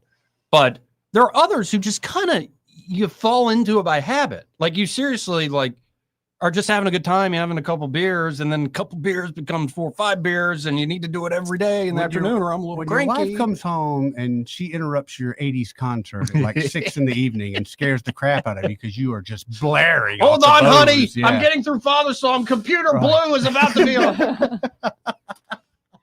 Where is my love life? Where can it be? Oh, must be something wrong with the machine. I'm telling you, man. It's I'm glad I'm not there anymore. You just reminded me of a song. Like, who could it be? Oh, that's a good one. I know, when you said that, it came to my head. Men at Work. That's a good one. Eddie has got a remarkable 80s random playlist, I have to say. I mean, sometimes it's a little... Oh, yeah, I get 1,000%, I'll tell you that. Little Glenn fruity. Medeiros. Who even knows that? Me. Which one? Glenn Medeiros. Glenn Medeiros. I don't know. Glenn That's Medeiros. a solo song he had. I can't even think of it without singing it, so I'm not going to do that. Sing it.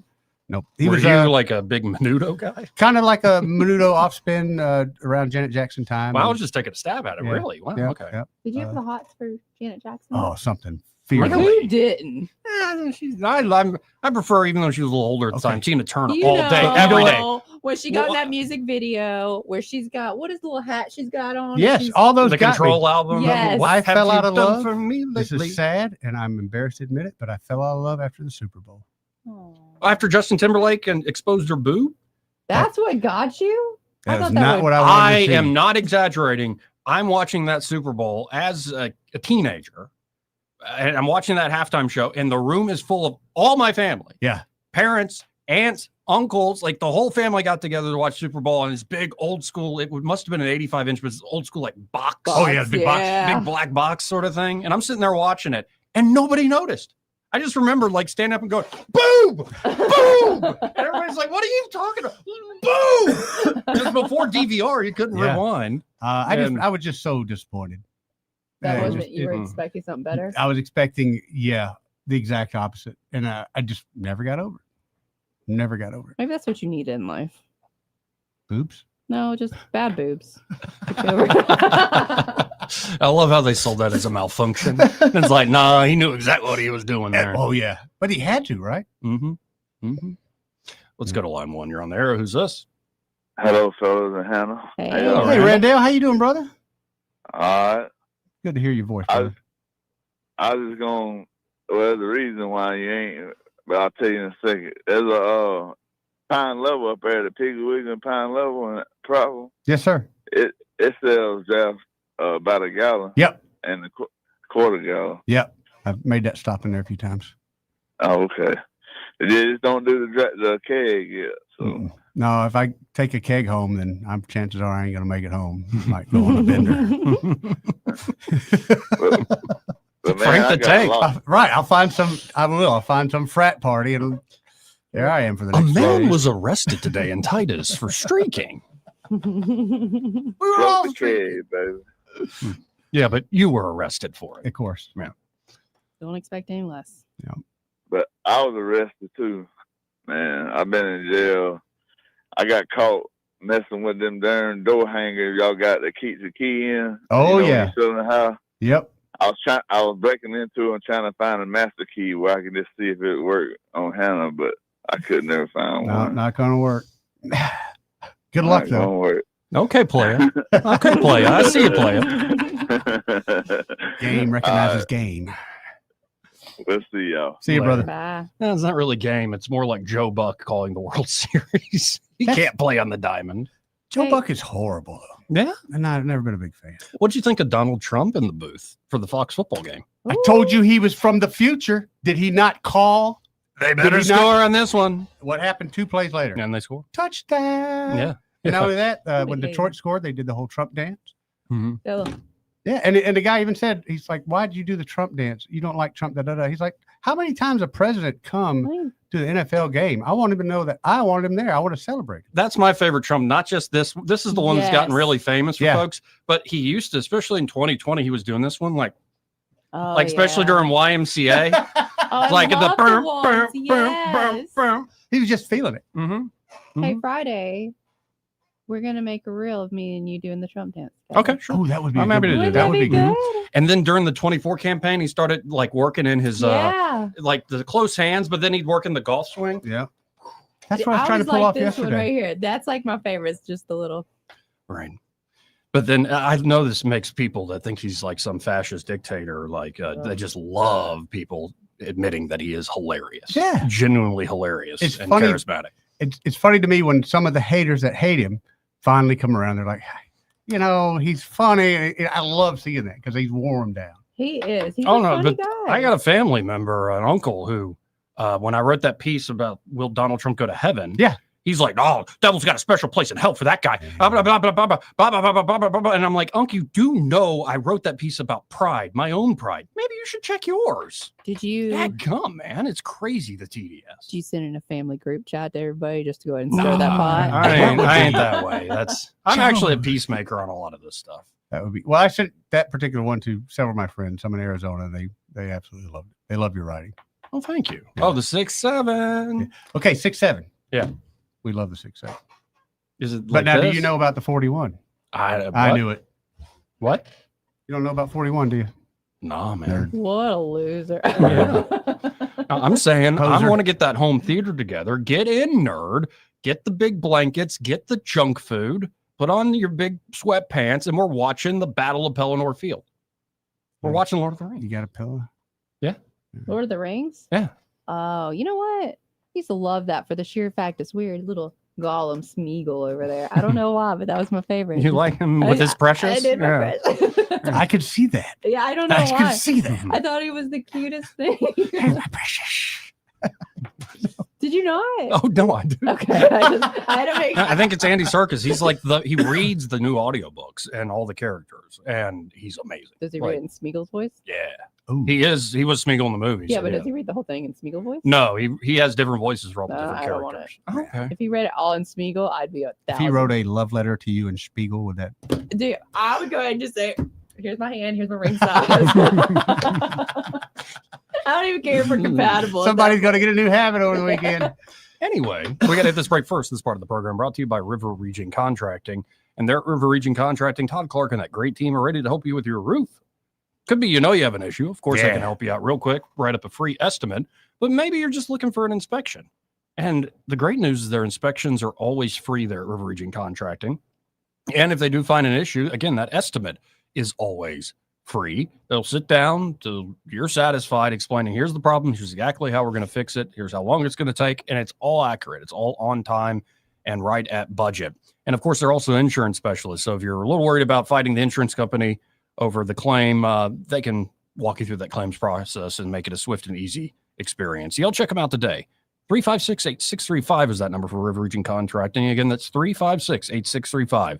And be sure to tell them Joey that fell on the radio sent you. Want to carry News Talk in your pocket?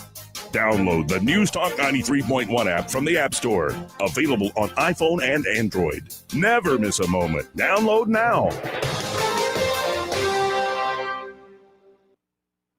This is the time of the year most of us are checking off our holiday gift list. Identity thieves have lists too, and your personal information might be on that list. Protect your identity with LifeLock. LifeLock monitors hundreds of millions of data points every single second and alerts you to the threats you could miss yourself. If your identity is stolen, your own U.S.-based restoration specialist is going to work to fix it, guaranteed, or your money back. Make this season about joy, not identity theft, with LifeLock. Save up to 40% off your first year at LifeLock.com with the promo code BECK. Terms apply. At Guardian Credit Union, if it's important to you, it's important to us. We don't do banking differently. We do relationships differently. Want to secure a HELOC for home projects? So do we. Want to build your credit? So do we. Want to plan your next vacation? So do we. We're here to help with whatever's next, because whatever you want in life, so do we. Stop by any of our branches and let's plan your next step together. Guardian Credit Union, where you belong. Federally insured by NCUA. Equal Housing Opportunity. NMLS 912757. This hour of News and Views is brought to you by our good friends at Cole Plumbing, 279-8919. Cole Plumbing is number one in the number two business. You don't have to dig a hole. They have proprietary pipelining technology. Ask them about their tankless water heaters. Remember, when you have trouble with your bowl, call on Cole. Live, local talk. The River Region's most trusted voice for news and opinion. News Talk 93.1 FM WACV.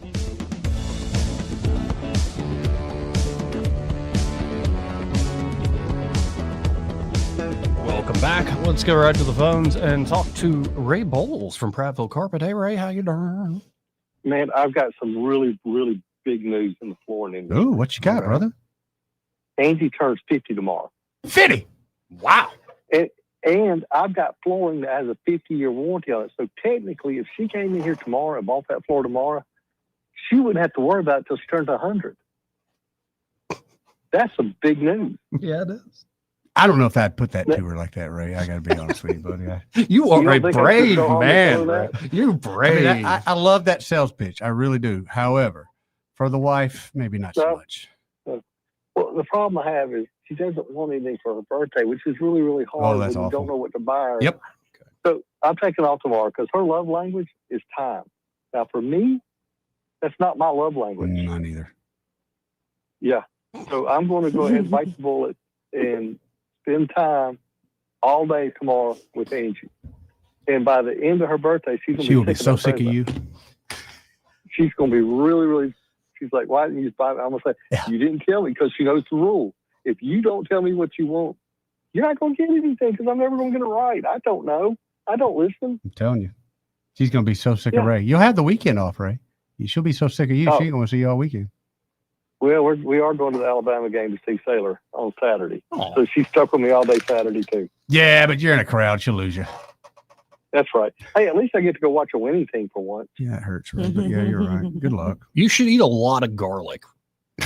Yeah. That's terrible advice. I really should, Joey.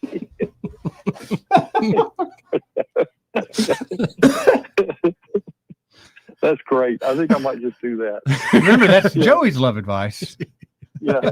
And Sailor's got some of those kids that sort of got sweet on her. So that would be really good advice. Oh, yes. We got to meet him while we're over there. Oh, nice. Well, Dad's trying to screw me over here to help a customer. So let me go see what's going on. If y'all need a floor, call us. We got 50-year floors. Do it for Angie. Y'all have a good day tomorrow. Thank you, Ray. See you, brother. Folks, of course, that number is 285-8117. When you call them up at 285-8117, be sure to say, hey, I heard Ray Bowles on the radio with Joey, Eddie, and Hannah. Hannah. Hi, I'm Hannah. Hi. 6'7". 6'7". I can't believe you don't know 41. No, I don't That's know. the second part of 6'7". What is it? Same thing as 6'7". Just meaningless, kind of like numbers that we're shouting. Yep. Yeah, that's the thing. Let me tell you what you do. Hmm. I like to just holler random numbers to my child. It's just like, that doesn't mean anything. Neither does yours. Neither 6'7". Okay. See, you just gotta beat them at their own game. Yeah, which is tough because they. Woof, woof. But then they're like, this isn't cool anymore. That's what I'm hoping It for. happens But all the time. Happens all the time. So y'all are only here for about an hour, but did we learn anything today? we learned pretty good together, the three of us. Oh yeah, it was fun. We could do a comedy troupe. I'm seriously thinking about that trampoline.